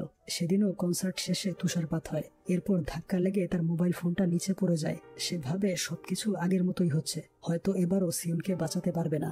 এরপর সে ব্রিজের উপর চলে আসে। ওইদিকে কনসার্ট শেষে সিওন দেখতে পায় ইমসুলের পাঠানো সেই ফুলের বুকে এবং কার্ড। অপরদিকে ইমসুল সিওনের জন্য অপেক্ষা করে যাচ্ছিল। হঠাৎ করেই তার ফোনে কল আসে। কণ্ঠস্বর শুনে বুঝতে পারে তাকে সিওন কল করেছে, আর পেছনে ঘুরতেই দেখে সিওন দাঁড়িয়ে আছে। সিওন বলে, এখানে দাঁড়িয়ে আছো কেন? তোমার তো আসার কথা ছিল না, নিশ্চয়ই তোমার গাড়িতে প্রবলেম হয়েছে। ইমসুল বলে, তোমার জন্য অপেক্ষা করছিলাম, ভেবেছিলাম তুমি আসবে তাই। তখন সিওনের অ্যাসিস্ট্যান্ট এসে জানায় সিওনকে একটা পার্টিতে যেতে হবে, সবাই তার জন্য অপেক্ষা করছে। তখন ইমসুল ভাবে সিওনকে যেতে দিলে তার বিপদ হতে পারে, তাই কোনোভাবেই তাকে একা ছাড়া যাবে না। এই জন্য সে তাকে নিয়ে চলে যায়। এরপর তারা সিওনের হোটেলে চলে আসে। তখন হিয়ং ড্রিঙ্কস করে তার রুমে ঢুকে পড়ে। ইমসুলকে দেখে ভাবে সে হয়তো ভুল দেখেছে। সে সিওনকে বলে, তোমার মুখে সব সময় ইমসুলের কথা শুনে এখন সে আমার কল্পনাতেও আসা শুরু করেছে। তখন আমাদেরকে ফ্ল্যাশব্যাকে দেখানো হয় প্রায় 10 বছর আগে ইমসুলদের বাড়িটা বিক্রি করে দেওয়া হয়। তখন থেকে সে প্রায় প্রত্যেক দিন রাতে তাদের বাড়ির গেটের সামনে বসে থাকতো। এর কয়েক বছর পর তারা যখন ফেমাস হয়ে যায় তখনও সে ইমসুলদের বাড়ির সামনে পড়ে থাকতো। সেই পুরো জায়গাটায় বহুতল ভবন নির্মাণ করা হয়, তবে সিওনের রিকোয়েস্টে সেই গেটটা রেখে দেওয়া হয়েছিল। আর বরাবরের মতো হিয়ং তাকে বাড়িতে ফিরিয়ে নিয়ে যেত। এবং গত বছর যখন রাস্তার কাজের জন্য ওই গাছটাকে তুলে নেওয়া হবে, যেই গাছটার নিচে ইমসুল টাইম ক্যাপসুল রেখেছিল, তখন সেটা তুলে নেওয়ার সময় সিওন চলে আসে এবং নিজেই মাটি খুঁড়ে সেই বক্সটা বের করে নেয়। এরপর জানুয়ারির 1 তারিখে, যেদিন ইমসুল টাইম ট্রাভেল করেছিল এবং সেই ব্রিজে আসতে লেট করেছিল, সেদিন সিওন ঠিকই সময় মতো সেই ব্রিজে এসে অপেক্ষা করে। শেষমেশ ভাবে ইমসুল হয়তো আসবে না, তাই বাড়িতে চলে যায়। সেই টাইম ক্যাপসুলটা খুলে একটা ঘড়ি এবং চিরকুট দেখতে পায়। লেখা ছিল, আমি শুধু প্রার্থনা করি যেন এই চিঠিটা তুমি খুঁজে পাও। যদি পেয়ে থাকো তাহলে বলবো ধন্যবাদ বেঁচে থাকার জন্য, শুধু চাই তুমি বেঁচে থাকো। তখন সিওনের সেদিনের কথা মনে পড়ে, যেদিনের পর থেকে সে কখনোই ইমসুলের সামনে যায়নি। ইমসুল বলেছিল যখনই সিওন তার সামনে আসে তখনই তার ভয় হয় সিওনকে হারানোর। তাদের দুজনের ভালোর জন্যই তাদেরকে আলাদা হয়ে যেতে হবে। এরপর গল্প বর্তমানে চলে আসে। সিওন তাকে বাড়িতে এগিয়ে দিতে আসে। ইমসুল তাকে বলে, তোমাকে এতদিন কষ্ট দেওয়ার জন্য আমি দুঃখিত, এছাড়া আর কোনো উপায় ছিল না, তোমার ভালোর জন্যই এই সবকিছু করতে হয়েছে। এই বলে সে ঘরে চলে যায়। সিওন তার পিছু করে তার ঘরে চলে আসে এবং তাকে প্রপোজ করে। এরপর একদিন ইমসুল সিওনের হোটেল থেকে বেরোনোর সময় সেই পার্কিং এ অল্পের জন্য একটা মেয়ে অ্যাক্সিডেন্ট থেকে বেঁচে যায়, কিন্তু মেয়েটা কিছু না বলে দৌড়ে পালায়। পুলিশ এসে জানায় এই মেয়েটা সব সময় সিওনকে ফলো করে। এই শুনে ইমসুল তাকে তাড়া করে ধরে ফেলে। এরপর তাকে এক রেস্টুরেন্টে নিয়ে আসে। মেয়েটা জানায় তার বয়স 14 বছর, সে শুধুমাত্র সিওনের একজন ডাইহার্ট ফ্যান, এর বেশি কিছু নয়। তখন সিওনকে কেউ একজন ফোন করে রুম নম্বর জিজ্ঞেস করে। এর কিছুক্ষণ পর তার কলিং বেল বাজে। সেই সাইকো কিলারটা তাকে মারার জন্য আক্রমণ করে এবং এক পর্যায়ে সিওনকে ছুরি দিয়ে আহত করে পালিয়ে যায়। এদিকে ইমসুল টিভিতে দেখতে পায় সেই সাইকো কিলারকে, যে গত 15 বছর আগে তাকে কিডন্যাপ করেছিল। নিউজে বলা হয় ইয়ংসু নামের এক অপরাধী 2009 থেকে 2023 সাল পর্যন্ত, অর্থাৎ 14 বছর মার্ডার কেসে জেলে ছিল এবং সে কিছুক্ষণ আগে সিওনকে আহত করে পালিয়ে গিয়েছে। এই শুনে ইমসুল দৌড়ে চলে আসে হসপিটালে, যেখানে সিওনের বাবা অপারেশন থিয়েটারের সামনে বসেছিল।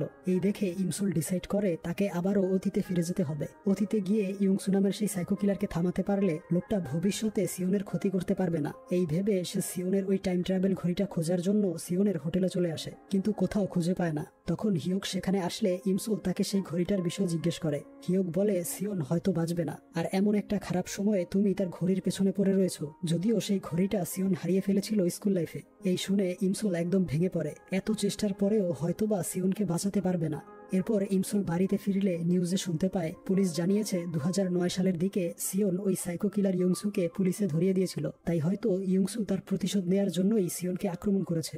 এই নিউজ দেখে ইমসুলের মা বলে, তুমি কলেজ লাইফের কোনো স্মৃতি মনে করতে পারো না? তুমি যখন কলেজে ছিলে তখন আরো একবার সেই সাইকো কিলার ইয়ংসু তোমাকে আক্রমণ করেছিল, আর সেই দিনও তোমাকে বাঁচিয়েছিল সিওন।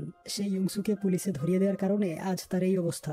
এরপর দিন ইমসুল দেখা করে টাইসং এর বাবা ইন্সপেক্টর উনচুলের সাথে। উনচুল তার আগের কেসের ফাইলগুলো দেখায়, যেখানে ইয়ংসু দ্বিতীয়বারের মতো তাকে কিডন্যাপ করতে চেয়েছিল, আর সেই কেসটা করেছিল সিওন। সিওন স্টেটমেন্টে লিখেছিল, তারিখটা হচ্ছে 10 মে 2009। সেদিন আমি বাড়ি ফেরার পথে ইমসুলের ব্যাগপত্র রাস্তায় কুড়িয়ে পাই, আর পাশের এক আন্ডার কনস্ট্রাকশন বিল্ডিং থেকে ইমসুলের চিৎকার শুনে পুলিশকে ফোন করি। এরপর সেই বিল্ডিং এ এসে ইমসুলকে অক্ষত অবস্থায় খুঁজে পাই। সাইকো কিলার ইয়ংসু পালিয়ে যাচ্ছিল। তার সাথে অনেকক্ষণ মারপিট করার পর পুলিশ এসে তাকে নিয়ে যায়। সিওনের স্টেটমেন্ট দেখে ইমসুলের সবকিছু ক্লিয়ার হয়। সে নিজেকে কিছুতেই ক্ষমা করতে পারছিল না। সে আবারও তার ঘরের প্রত্যেকটা জায়গায় সেই ঘড়িটা খুঁজতে থাকে। তাকে অতীতে ফিরে যেতেই হবে।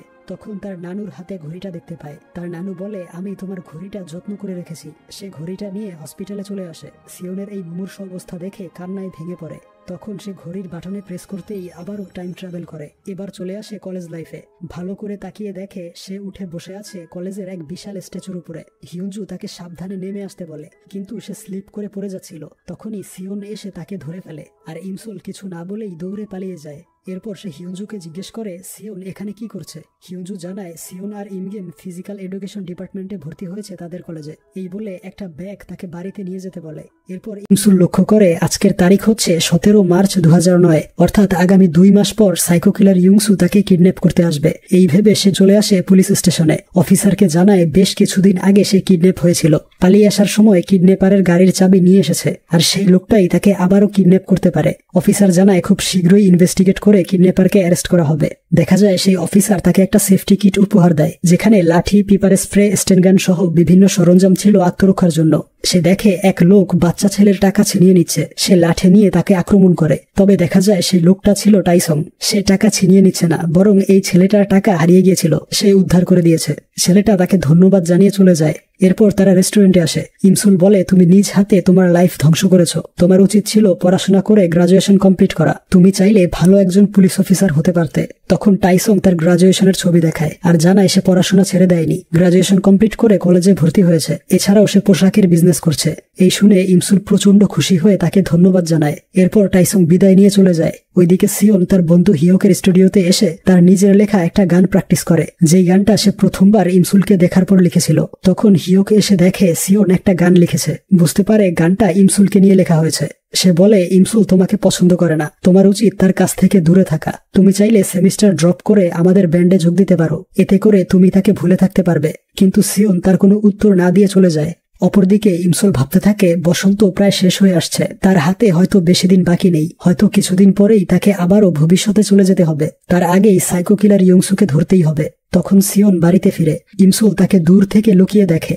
এরপর ঘরে এসে ক্যালেন্ডারে সেই দিনটা মার্ক করে রাখে, মে মাসের 10 তারিখ, যেদিন ইয়ংসু তাকে দ্বিতীয়বারের মতো কিডন্যাপ করবে। তখন ইমগেম এসে তাকে বিরক্ত করে। ইমসুল বলে রুমে ঢোকার আগে নক করে আসবে, কিন্তু সে রুমে ঢোকার পরে নক করে আর জিজ্ঞেস করে নতুন টুপি পরে তাকে কেমন লাগছে। ইমসুল জানায় খুবই জঘন্য। ইমগেম বলে তার মানে নিশ্চয়ই হ্যান্ডসাম লাগছে। এই বলে সে চলে যায়। এরপর সে পুলিশ অফিসারের দেয়া উপহারগুলো চেক করে। তবে পিপার স্প্রে কিভাবে কাজ করে সে জানতো না। তাই যখন স্প্রে করে ঠিক তখনই ইমগেম বিরক্ত করার জন্য তার সামনে চলে আসে। তার এই অবস্থা দেখে ইমসুল প্রচন্ড খুশি হয় আর বলে পিপার স্প্রেটা খুবই কাজের। ওইদিকে সিওনের বাবা চাইতো তার ছেলে যেন সুইমিং নিয়ে ক্যারিয়ার তৈরি করে, তাই তাকে চিকিৎসার জন্য আমেরিকা যেতে হবে। আর সেখানে যাওয়ার সমস্ত কাগজপত্র সে রেডি করে আনে। সিওন জানায় সে ভেবেচিন্তে সিদ্ধান্ত জানাবে। অপরদিকে পুলিশ স্টেশনে টাইসং এর বাবা মিস্টার উনচুল কাজে ব্যস্ত ছিল, তাই বাড়িতে যেতে পারেনি। সে তার ছেলেকে বলেছে তার জন্য একটা আন্ডার প্যান্ট নিয়ে আসতে। তবে ব্যাগ খুলে দেখে তার মধ্যে রয়েছে মেয়েদের কলেজের ইউনিফর্ম। এরপর দিন সকালে হিউনজু এসে ইমসুলকে উঠায় আর বলে কিছুক্ষণের মধ্যেই তাদেরকে ফিল্ড ট্রিপে যেতে হবে, যেখানে কলেজের নতুন সব স্টুডেন্টরা পার্টি করবে। এই বলে গতকালকে দেয়া সেই ব্যাগটা খুঁজতে থাকে। ব্যাগের মধ্যে ছিল একটা আন্ডার প্যান্ট। অর্থাৎ গতকাল রাতে টাইসং এর ব্যাগের সাথে ইমসুলের ব্যাগটা বদল হয়ে গিয়েছিল। এরপর ফার্স্ট ইয়ারের সবাই ট্রেনে করে ফিল্ড ট্রিপে যাচ্ছিল। সেখানে সিওনের এক বন্ধু চোরং জানায় তাদের কলেজের একটা প্রচলিত গল্প রয়েছে, তা হলো ফিল্ড ট্রিপে গিয়ে যদি কোনো কাপল কিস করে বসে তাহলে ভবিষ্যতে তারা একে অপরকে বিয়ে করবে। তাই সবাই যেন এই বিষয়ে সতর্ক থাকে। এই শুনে ইমসুল ডিসাইড করে যেভাবেই হোক সিওনের থেকে লুকিয়ে থাকতে হবে। ওইদিকে ইন্সপেক্টর উনচুলের কাছে ইমসুলের কেসটা আসে। সে ঘটনা পড়ে বুঝতে পারে ইমসুল যা লিখেছে তা একদম সত্য। কারণ সাইকো কিলার ইয়ংসু প্রথমবার যখন ইমসুলকে তাড়া করে সেদিন মেয়েটা তার গাড়ির সামনে এসেই পড়েছিল। অপরদিকে সবাই যখন পার্টিতে গেম খেলছিল তখন ইমসুল ঘুমের ভান করে ধীরে ধীরে রুম থেকে বেরোনোর চেষ্টা করে। তবে তার এই প্ল্যান ব্যর্থ হয়। পানিশমেন্ট হিসেবে ড্রিঙ্কস করে পাশের ডিপার্টমেন্টের ক্যাম্পে গিয়ে নাচতে হবে, যেটা ছিল ইমগেমদের ক্যাম্প। তার এই অদ্ভুত নাচ দেখে সবাই তাকে নিয়ে হাসি ঠাট্টা করছিল। আর সেই ক্যাম্পে সিওনও ছিল। তাকে দেখে ইমসুল দৌড়ে পালিয়ে যায়। সিওন তার পিছু করে। ইমসুল বুঝতে পারে কেউ তাকে ফলো করছে, তাই সে স্টেনগান বের করে তাকে ইলেকট্রিক শক দেয়। তখন জঙ্গলে পেতে রাখা এক ফাঁদে পা আটকে যায় ইমসুলের। সিওন তাকে বাঁচিয়ে নেয়। এরপর তারা ক্যাম্পে চলে আসে। তাদেরকে দুজনকে একসাথে দেখে ইনগেম সিওনকে বিভিন্ন প্রশ্ন করে এবং তার মোবাইল ফোন চেক করার কথা বলে তার গার্লফ্রেন্ডকে ফোন করে। তাকে জিজ্ঞেস করে, আমার নাম্বার থেকে ফোন করলে তুমি রিসিভ করছো না, মনে হয় তোমার ফোন ভেঙে গিয়েছে। মেয়েটা জানায় তার ফোনের কিছুই হয়নি, সে ইচ্ছে করেই তাকে অ্যাভয়েড করছে, কারণ মেয়েটা অন্য কাউকে পছন্দ করে।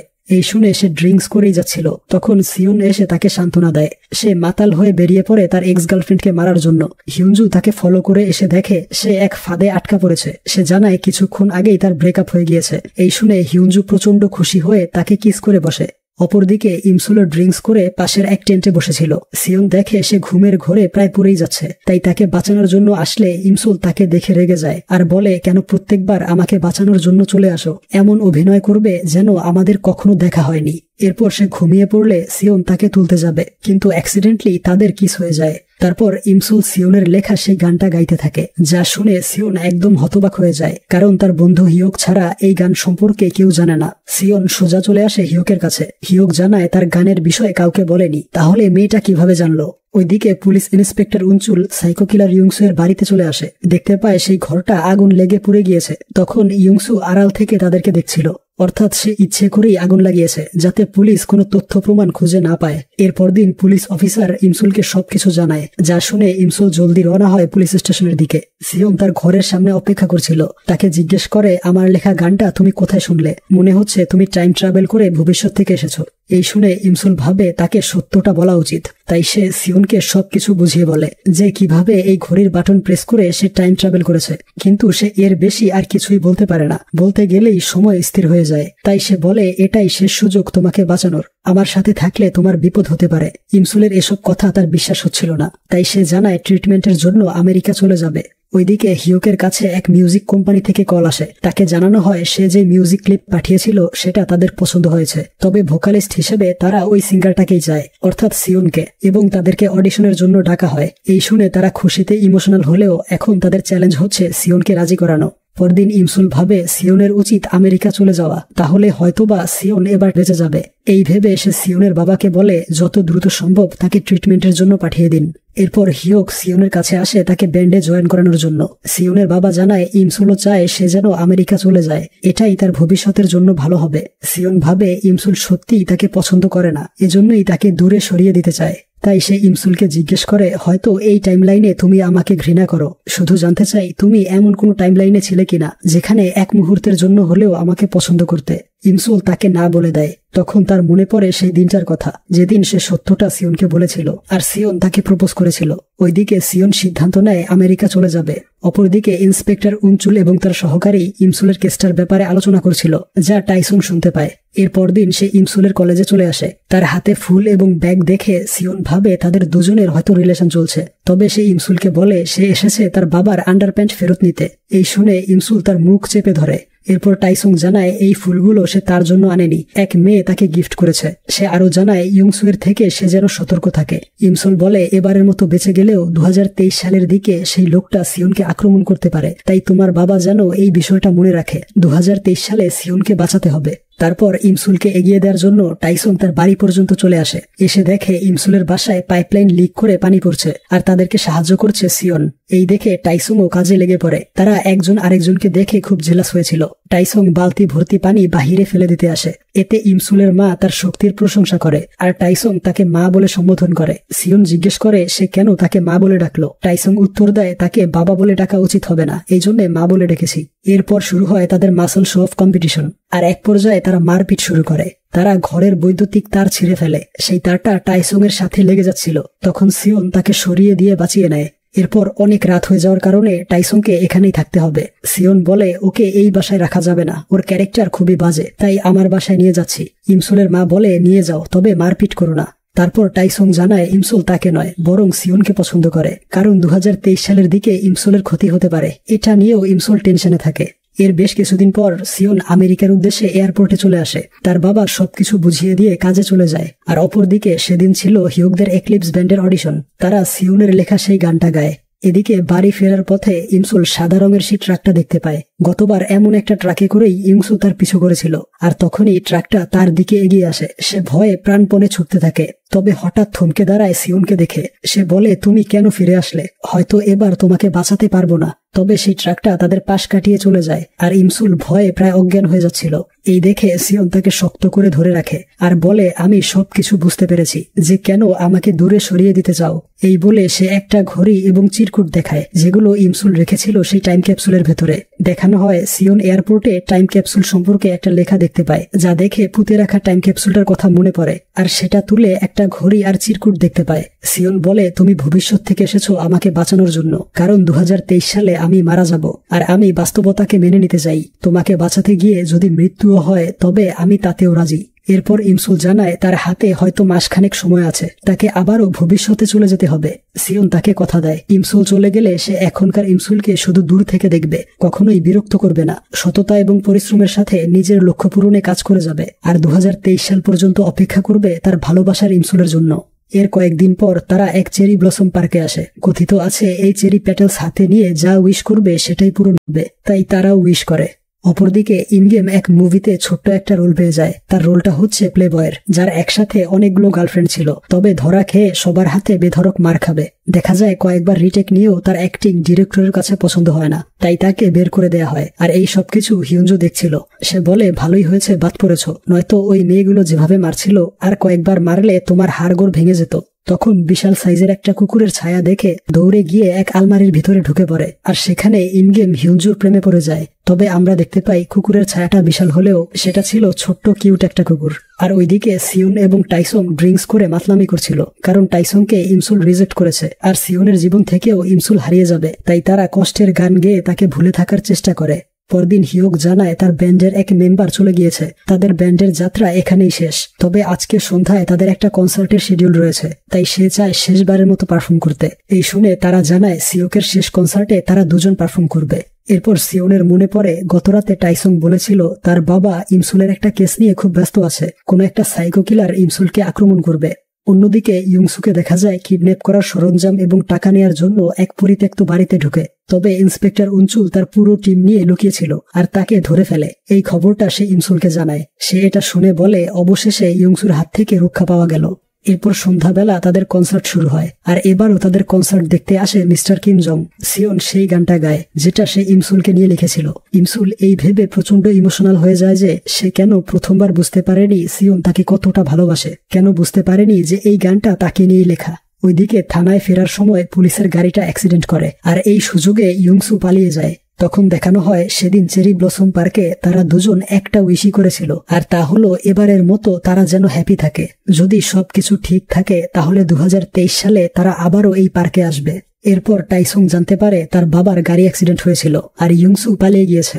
এই খবরটা সিওন টিভিতে দেখতে পায়, আর ইমসুলো যখন খবরটা শুনে সে ভেবে নেয় গতবারের মতো আগামী 10 তারিখে ইউংসু আবারও আসবে তাকে কিডন্যাপ করতে। তাই সে ইন্সপেক্টর উনচুলকে এক জায়গার কথা বলে যেখানে আগামী 10 তারিখ সন্ধ্যায় সে গিয়ে বসে থাকবে। তার বিশ্বাস ইউংসু সেখানে আসবে তাকে কিডন্যাপ করতে, তাই উনচুল যেন দূরে লুকিয়ে থাকে আর সময় মতো ইউংসুকে ধরে ফেলে। তাদের সমস্ত কথা সিওন লুকিয়ে শুনতে পায়। অপরদিকে হিউনজু এবং ইমগেম রোমান্স করার সময় হিউনজু দেখতে পায় ইমসুল তাদের সামনে দিয়ে যাচ্ছে। এই দেখে সে ভয়ে তাকে নিয়ে পানিতে ঝাঁপিয়ে পড়ে। ইমগেমকে বলে ইমসুল তাদেরকে দেখে ফেললে প্রবলেম হতো, এই জন্য ঝাঁপ দিয়েছে। এরপর কলেজে ইমসুলের বইগুলো খুব ভারী থাকায় সিওন সেগুলো ক্যারি করে এবং ইমসুলদের বাড়ি চলে আসে। ঘরে তখন কেউ ছিল না। হঠাৎ গ্লাস ভাঙার শব্দ শুনে তারা স্টেনগান এবং লাঠি নিয়ে রেডি হয়। দেখা যায় ঘরে ছিল ইমগেম এবং হিউনজু। তারা এসেছিল ভেজা কাপড় চেঞ্জ করতে। সিওনদের শব্দ শুনতে পেয়ে তারা টবের পেছনে লুকায়। এরপর সেখান থেকে বেরিয়ে নিচে শুয়ে পড়ে। যখন এখানেও ধরা পড়ে যাচ্ছিল তখন গিয়ে ঢোকে আলমারির ভেতরে।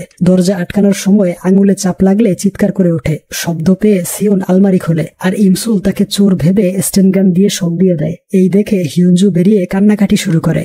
এরপর ইমসুল তাদেরকে জেরা করে যে কেন হিউনজু তার ড্রেস পরে তার ঘরে ইনগেমের সাথে ছিল। ইনগেম জানায় তাকে দেখে তারা পানিতে ঝাঁপ দিয়েছিল, তাই ড্রেস চেঞ্জ করতে এসেছে। তবে ইমসুল তাদের উপর প্রচন্ড রেগেছিল, কারণ সে চায়নি তার বেস্ট ফ্রেন্ড হিউনজু তার বলদ ভাইয়ের পাল্লায় পড়ে শেষ হয়ে যাক। এরপর মাথা ঠান্ডা করার জন্য সিওন তাকে রেস্টুরেন্টে নিয়ে আসে। তখন ইমসুলের মনে পড়ে ভবিষ্যতে হিউনজু আর ইমগেমের দুটো ফুটফুটে সন্তান হবে, তারা একসাথে খুব সুখে থাকবে, তাই এখন তাদেরকে আলাদা করা উচিত হবে না। এরপর দিন ছিল ইমসুলের বার্থডে। তারা এক পার্কে ঘুরতে যায়। সারাদিন পার্কে খাওয়া দাওয়া এবং বিভিন্ন রাইডে চড়ে প্রায় সন্ধ্যা হয়ে যায়। শেষে তারা আরেকটা রাইডে ওঠে। সেখানে সিওন তার বার্থডে সেলিব্রেট করে এবং তাকে একটা নেকলেস উপহার দেয়। ওইদিকে হিউনের অডিশনের রেজাল্ট জানানো হয়, তাদেরকে রিজেক্ট করা হয়েছে। হিওক ভালো গিটারিস্ট হলেও তার গানের গলা খুব একটা ভালো ছিল না। তার সেই গান শুনে টাইসং এর প্রচন্ড হাসি পায়, আর হিওক প্রচন্ড কান্না করে বলে সে গ্রামের বাড়িতে চলে যাবে।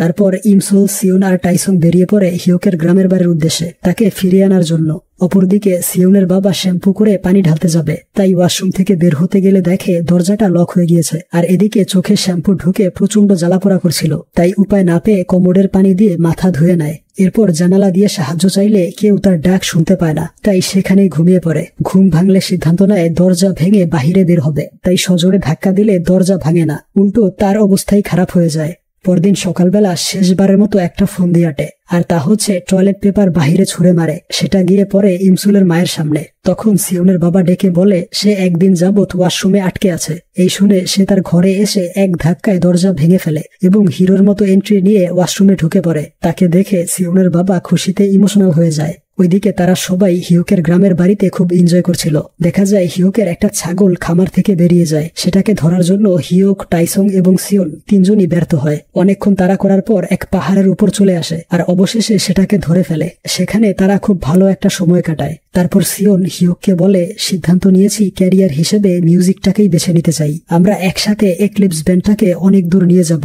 এরপর ইমসুল লক্ষ্য করে তার মোবাইল ফোনটা পকেটে নেই। তার মনে পড়ে ছাগল ধরার সময় সেই পাহাড়ে পড়ে গিয়েছিল, তাই সিওনকে নিয়ে পাহাড়ের দিকে রওনা হয়। সে বুঝতে পারে এই জায়গা থেকেই তাকে কিডন্যাপ করা হবে। এরপর তারা পাহাড়ের উপর চলে আসে। সেখানে ইমসুল আবারও দেখতে পায় সেই কিডন্যাপার তাকে তাড়া করে এই পাহাড়ের উপর নিয়ে আসবে আর সিওন আসবে তাকে বাঁচাতে। এই দেখে সে প্রচন্ড ভয় পেয়ে যায়। ওইদিকে সিওন তার মোবাইল ফোনটা খুঁজে নিয়ে আসে। সে তাকে নিয়ে দ্রুত নেমে যায়। পরদিন বাড়ি ফেরার সময় ইমসুল বলে আমি তোমার সাথে এখানে কি করছি। এই শুনে সিওন ভাবে তার গার্লফ্রেন্ড ইমসুল টাইম ট্রাভেল করে চলে গিয়েছে আর এটা হচ্ছে আগের ইমসুল। সে ট্রেন থেকে নেমে যায়। আমরা বুঝতে পারি এই ইমসুল হচ্ছে সিওনের গার্লফ্রেন্ড। সে এখনো টাইম ট্রাভেল করেনি, সে সিওনকে বাঁচানোর জন্য অভিনয় করেছে। কারণ আজকের তারিখটা হচ্ছে 10 মে 2009, অর্থাৎ আজকেই সে কিডন্যাপ হবে। আর সিওন তার সাথে থাকলে ইয়ংসু সিওনকে মেরে ফেলবে। তখন ইমসুল তার মাকে জানায় সে সিওনের সাথে আছে, তাকে নিয়ে যেন টেনশন না করে। এর কিছুক্ষণ পরেই সিওন ইমসুলদের বাড়িতে চলে আসে। তার মায়ের কথা শুনে বুঝতে পারে ইমসুল এখনো টাইম ট্রাভেল করেনি, তাই সিওন রওনা হয় তাকে বাঁচানোর জন্য। আর প্ল্যান অনুযায়ী ইমসুল সেই রাস্তা দিয়ে যাচ্ছিল যেখান থেকে এর আগের টাইম লাইনে তাকে কিডন্যাপ করা হয়েছিল, এবং ইন্সপেক্টর উনচুল দূর থেকে তার উপর নজর রাখছে। ইয়ংসু চলে আসে তাকে কিডন্যাপ করার জন্য।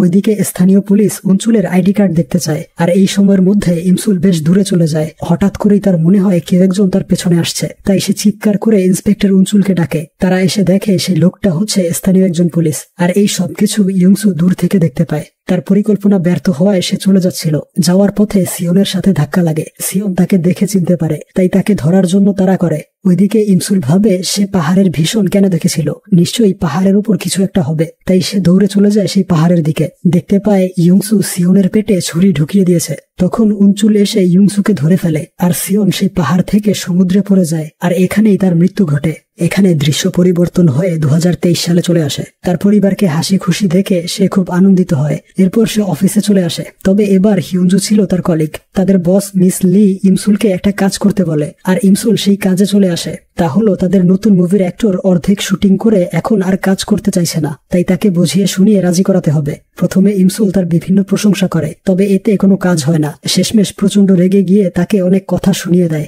এরপর ইমসুলকে পুলিশ স্টেশনে দেখা যায়, অর্থাৎ সেই অ্যাক্টর তার নামে কেস করেছে। তার বস লি ফোন করে তাকে অনেক কথা শোনায়। সে জানায় এখানে তার কোনো দোষ নেই, সে ওই অ্যাক্টরকে মেরেছে এর কারণ ছেলেটা তার বউয়ের সাথে চিট করছিল। তার গাড়িতে অন্য একটা মেয়েকে দেখতে পেয়েছিল ইমসুল। এই নিয়ে তাদের ঝগড়া শুরু হয়েছিল। তবে লি তাকেই দোষারোপ করে আর বলে ওই অ্যাক্টরের কাছে ক্ষমা চাইতে হবে। তাই সে যখন অ্যাপোলজি লেটার লিখছিল তখন সেলের মধ্যে টাইসনকে দেখতে পায়। এরপর টাইসন তাকে জানায় বর্তমানে সে হচ্ছে একজন পুলিশ অফিসার, আর সে তখন সেলের মধ্যে বসে অপরাধীদের সাথে কথা বলছিল। এরপর সে অতিরিক্ত ড্রিঙ্কস করে ফেলায় টাইসন তাকে বাড়ি পর্যন্ত এগিয়ে দেয়। তখন তুষারপাত শুরু হয়। এতে তার আগের টাইমলাইনের সেই দিনগুলোর কথা মনে পড়ে। সে সিউনকে প্রচন্ড মিস করছিল।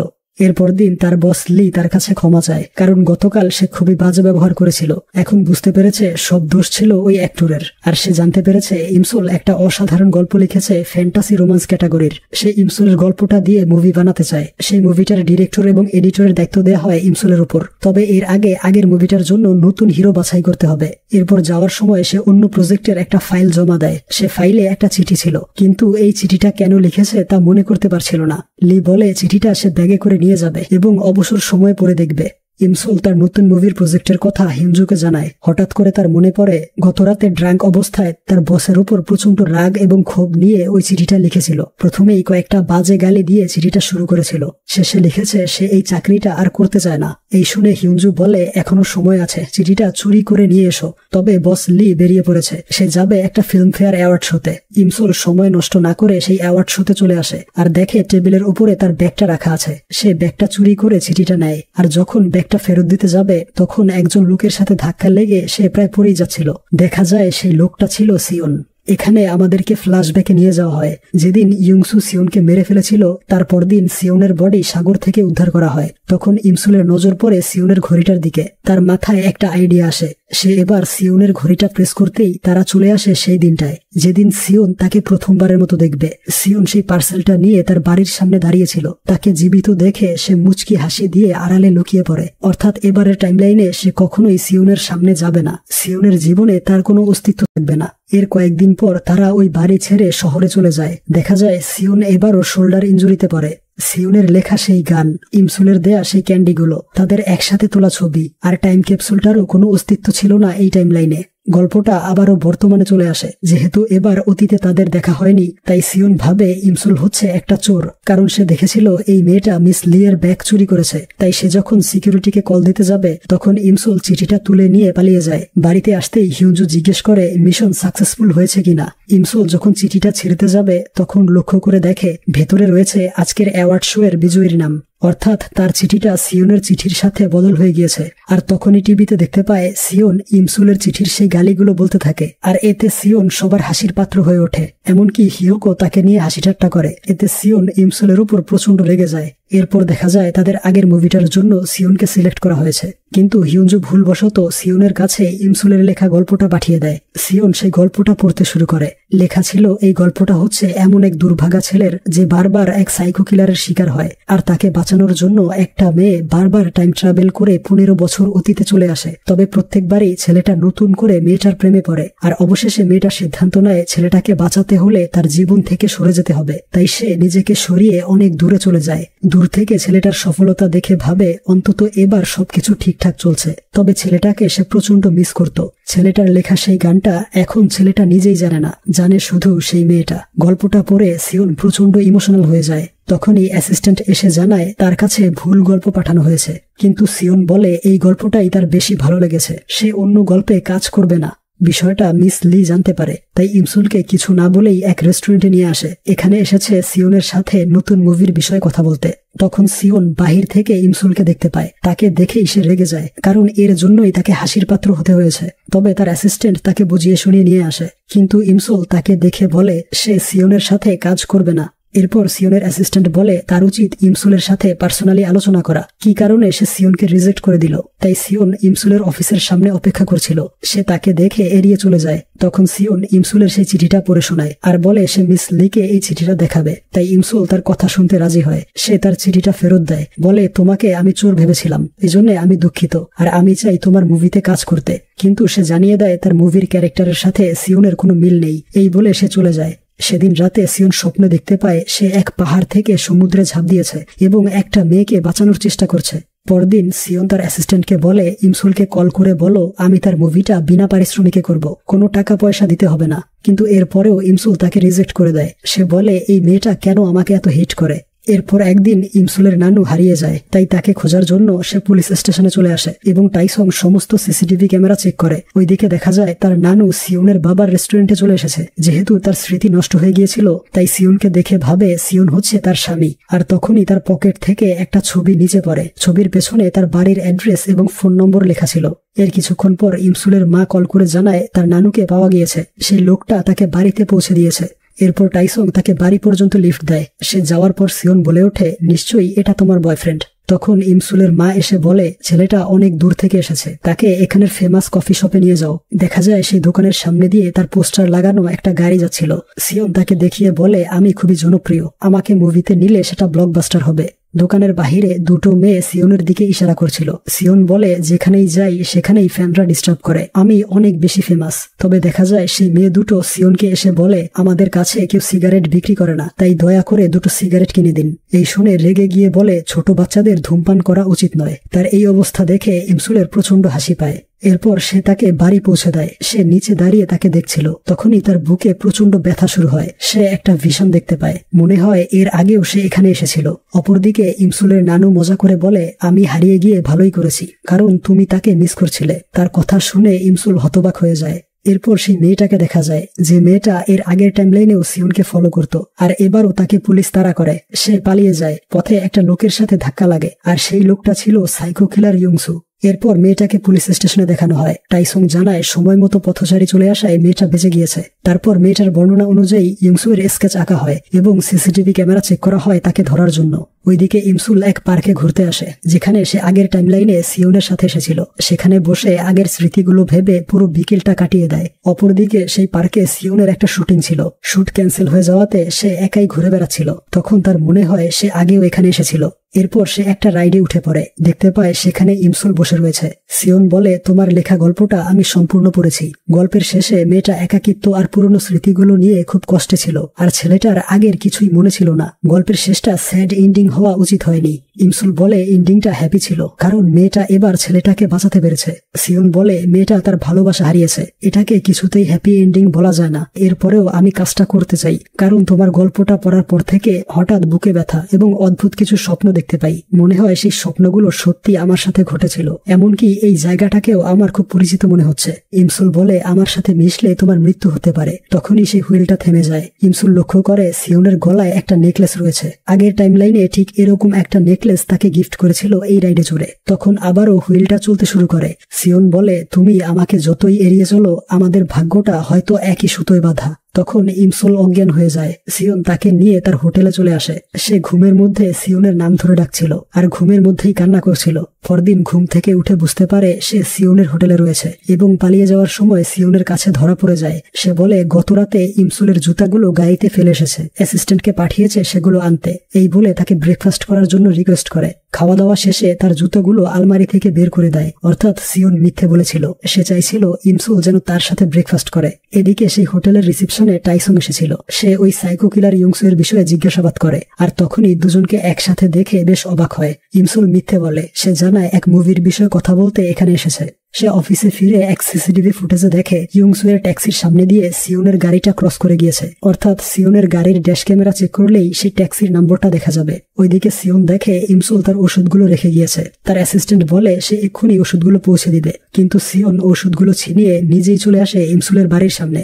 তখন ইমসুল তার ভাইয়ের ছেলেকে নিয়ে ঘুরতে বেরিয়েছিল, আর সিওন আড়াল থেকে তাকে দেখছিল। হঠাৎ করেই কারো শব্দ পেয়ে সে বিষয়টা দেখতে চলে আসে, আর সিওন ওই স্লাইডিং রাইডের উপর উঠে পড়ে। তবে তার মোবাইল ফোনটা পড়ে গিয়ে স্লাইডের মধ্য দিয়ে ইমসুলের কাছে চলে আসে। তাই কোনো উপায় না থাকায় সে নিজেও স্লাইড খেয়ে নেমে আসে, আর বলে সে এইখানে স্লাইড খেতে এসেছে। তখন ছোট বাচ্চাটা কান্নাকাটি শুরু করে। সিওন তাকে কোলে নিতেই বাচ্চাটা হিসু করে তার কাপড় ভিজিয়ে ফেলে। তাই ইমসুল তাকে বাড়িতে নিয়ে আসে। সে ইমসুলের স্কুল লাইফের ছবি দেখে জিজ্ঞেস করে, তোমার স্কুলটা আমার স্কুলের সামনেই ছিল, তাহলে কেন আমাদের কখনোই দেখা হয়নি?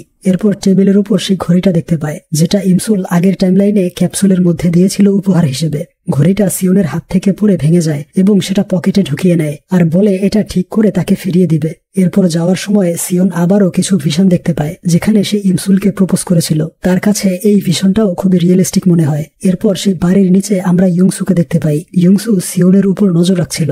এরপর সে হোটেলে ফিরে হিউকের সাথে বিষয়টা শেয়ার করে। সে বলে ইমসুলকে নিয়ে মাঝে মধ্যেই কিছু অদ্ভুত ভীষণ দেখতে পাই, মনে হয় সেগুলো সত্যিই ঘটেছিল। হিউক বলে তুমি তার প্রেমে পড়েছ।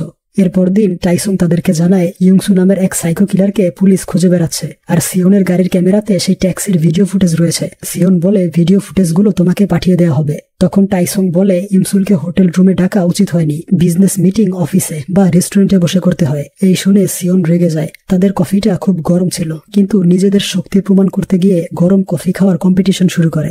এরপর গাড়ির ভিডিও ফুটেজ চেক করার সময় সিয়ন আবারও কিছু স্মৃতি দেখতে পায়। পরদিন ইমসুলের গল্পটা নিয়ে তারা মিটিং এ বসে। সিয়ন বলে গল্পের এন্ডিংটা এমন হওয়া উচিত যে শেষের দিকে ছেলেটা আরো একবার মেয়েটার প্রেমে পড়ে যাবে আর বাকি জীবনটা তারা একসাথে কাটাবে। ইমসুল বলে তাহলে আবারও ছেলেটার মৃত্যু ঘটবে, তাকে বাঁচানোর সকল প্রচেষ্টা ব্যর্থ হবে মেয়েটার, তাই গল্পটা যেমন আছে তেমনই থাকবে। এরপর সিয়ন তার পিছু করে, তাকে জানায় তাকে দেখার পর থেকে সে অদ্ভুত কিছু স্মৃতি দেখতে পাচ্ছে। তার মনে হচ্ছে সে ইমসুলকে ভালোবাসতে শুরু করেছে। এই শুনে ইমসুল মিথ্যে বলে যে তার বয়ফ্রেন্ড আছে, আর সিয়ন যেন তাকে ভুলে যায়। এই বলে সে চলে আসে। বাড়ি ফিরতেই তার নানু তার নাম ধরে ডাকে। সে অবাক হয়ে জানতে চায় তার স্মৃতি ফিরে এসেছে কিনা। তার নানু বলে ফেলে আসা স্মৃতিগুলো চিরতরে মুছে যায় না, হয়তোবা সময়ের পরিক্রমায় মাথা থেকে অদৃশ্য হয়ে গেলেও হৃদয়ে গিয়ে জমে থাকে। মাঝে মধ্যে সেই স্মৃতির পাতা উল্টে চলে যায় ছোট্টবেলায়, আর বাচ্চাদের মতো আচরণ করি। কখনো চলে যাই 18 বছর বয়সে, যখন প্রথমবার আমার ভালোবাসার সাথে দেখা হয়েছিল, আর এখন চলে এসেছি আমার ইমসুলকে দেখতে। এই শুনে ইমসুল তাকে জড়িয়ে ধরে। এরপর মিস লি সিয়নকে জানায় ইমসুল জব ছেড়ে চলে গিয়েছে, তাই তারা অন্য ডিরেক্টরকে হায়ার করবে। মুভির শুটিং কয়েক মাস পর থেকে শুরু হবে, তবে এর আগে সিয়ন যেন মুভির গানগুলো তৈরি করে ফেলে। তারপর সে যখন গাড়িতে উঠতে যাবে তখন সে আবারও একটা ভিশন দেখতে পায়, যেখানে ইমসুলের মুভির গানটা সে নিজে গাইছিল। সেই গানের সুরটা তার খুব পছন্দ হয়ে যায়, তাই গানের ডেমো তৈরি করে মিস লি এর কাছে পাঠায়। তিনি গানটা শেয়ার করে ইমসুলের কাছে। সে ওই গানটা শুনে একদম হতবাক হয়ে যায়, কারণ গানের সুর ঠিক তেমনটাই ছিল যেমনটা সিয়ন গিয়েছিল তার প্রথম টাইমলাইনে এক্লিপস ব্যান্ডের কনসার্টে। সে মেনে নেয় মানুষ কখনোই ভাগ্য পরিবর্তন করতে পারে না, ঠিক তেমনটাই হবে যেমনটা তার ভাগ্যে লেখা আছে। অপরদিকে টাইসং ইয়ংসুলের ট্যাক্সিটা দেখতে পায়। তাকে জিজ্ঞাসাবাদ করতে গেলে সে পালিয়ে যায়, তাই টাইসং তার পিছু করছিল। অন্যদিকে ইমসুলের ঘড়িটা সিয়ং রিপেয়ার করে আনে। তখন তার আরো কিছু স্মৃতি মনে পড়ে তাদের প্রথম দিনের কথা। তার চেহারাটা পরিষ্কার ভাবে দেখতে পায়। দেখা যায় ইমসুল রাস্তার অপর পাশেই ছিল। তাকে দেখে সিয়ন দৌড়ে রাস্তায় চলে যায়, আর তখনই ইয়ংসু তাকে অ্যাক্সিডেন্ট করতে যাবে, কিন্তু এবার টাইসং এসে সিয়নকে বাঁচিয়ে নেয়। তখন এক এক করে তার সমস্ত স্মৃতি মনে পড়ে যায়। ওইদিকে ইয়ংসু গাড়ি থেকে বেরিয়ে পালিয়ে যাচ্ছিল, তবে ট্রাকের ধাক্কায় তার মৃত্যু ঘটে। তখন ইমসুল ট্যাক্সিতে ছিল। রেডিওতে শুনতে পায় সিয়ন আহত অবস্থায় হসপিটালে ভর্তি হয়েছে। ইন্টারনেটে সার্চ করে একই নিউজ দেখে। এই দেখে ট্যাক্সি থেকে বেরিয়ে হসপিটালে রওনা হয়, আর ওইদিকে সিয়নও বেরিয়ে পড়ে ইমসুলকে দেখতে। তাদের রাস্তার মধ্যে দেখা হয়ে যায়। সিয়ন বলে তোমার গল্পের শেষটা পরিবর্তন করতে হবে, কারণ এবার আমাদের হ্যাপি এন্ডিং হবে। আমার সমস্ত স্মৃতি মনে পড়ে গিয়েছে, তুমি কখনোই নিজেকে মুছে দিতে পারবে না আমার স্মৃতি থেকে। এরপর একদিন সিয়ন বলে অনেকদিন আগে সে একটা নেকলেস দেখেছিল। সেটা দেখতেই তার চোখ থেকে পানি গড়িয়ে পড়ে, তাই বাধ্য হয়ে নেকলেসটা কিনে নিয়েছিল। আর ঠিক এমন একটা নেকলেস আগের টাইমলাইনে সে তাকে উপহার দিয়েছিল। অর্থাৎ ইমসুল সিয়নের ব্রেন থেকে মুছে গেলেও সে সব সময় ছিল সিয়নের হৃদয়ে। ওইদিকে ইনগেমের একটা মুভি রিলিজ হয়। মুভিতে সে অ্যাক্সিডেন্ট করে হসপিটালে ভর্তি ছিল। এই সুযোগে তার বউ তার সাথে চিট করে, আর ব্যান্ডেজ করা অবস্থাতেই মুভিটা শেষ হয়ে যায়। অর্থাৎ পুরো মুভিতে তার চেহারাটাই ঠিকভাবে দেখা যায়নি। সে জানায় সে গভীর ঘুমের অভিনয় করেছে। তার মা এবং হিয়ঞ্জু তার অভিনয়ের প্রশংসা করে। এরপর একদিন ইমসুলের নানু সেই জলাশয়ের কাছে চলে আসে, যেখানে প্রথমবার ইমসুল টাইম ট্রাভেল করেছিল। সে ব্যাগ থেকে ওই ঘড়িটা বের করে এবং জলাশয়ে ফেলে দেয়। তখন তার মেয়ে এসে তাকে ডেকে নিয়ে যায়। গল্পের শেষে তারা আবারও সেই চেরি ব্লসম পার্কে আসে এবং তারা আবারও উইশ করে। সিয়ন তার উইশটা ইমসুলকে জানায়। 나와 모든 시간을 함께 해줘.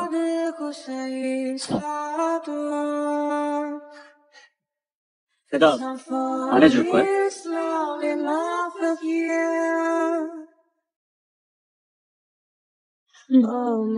그럴게. 평생 옆에 있을게. Cause I'm falling slowly in love with you. 다시 지워진다 해도 all my life is you. I'm falling slowly in love with you. 오랫동안 기다려 너는 꿈이 아니야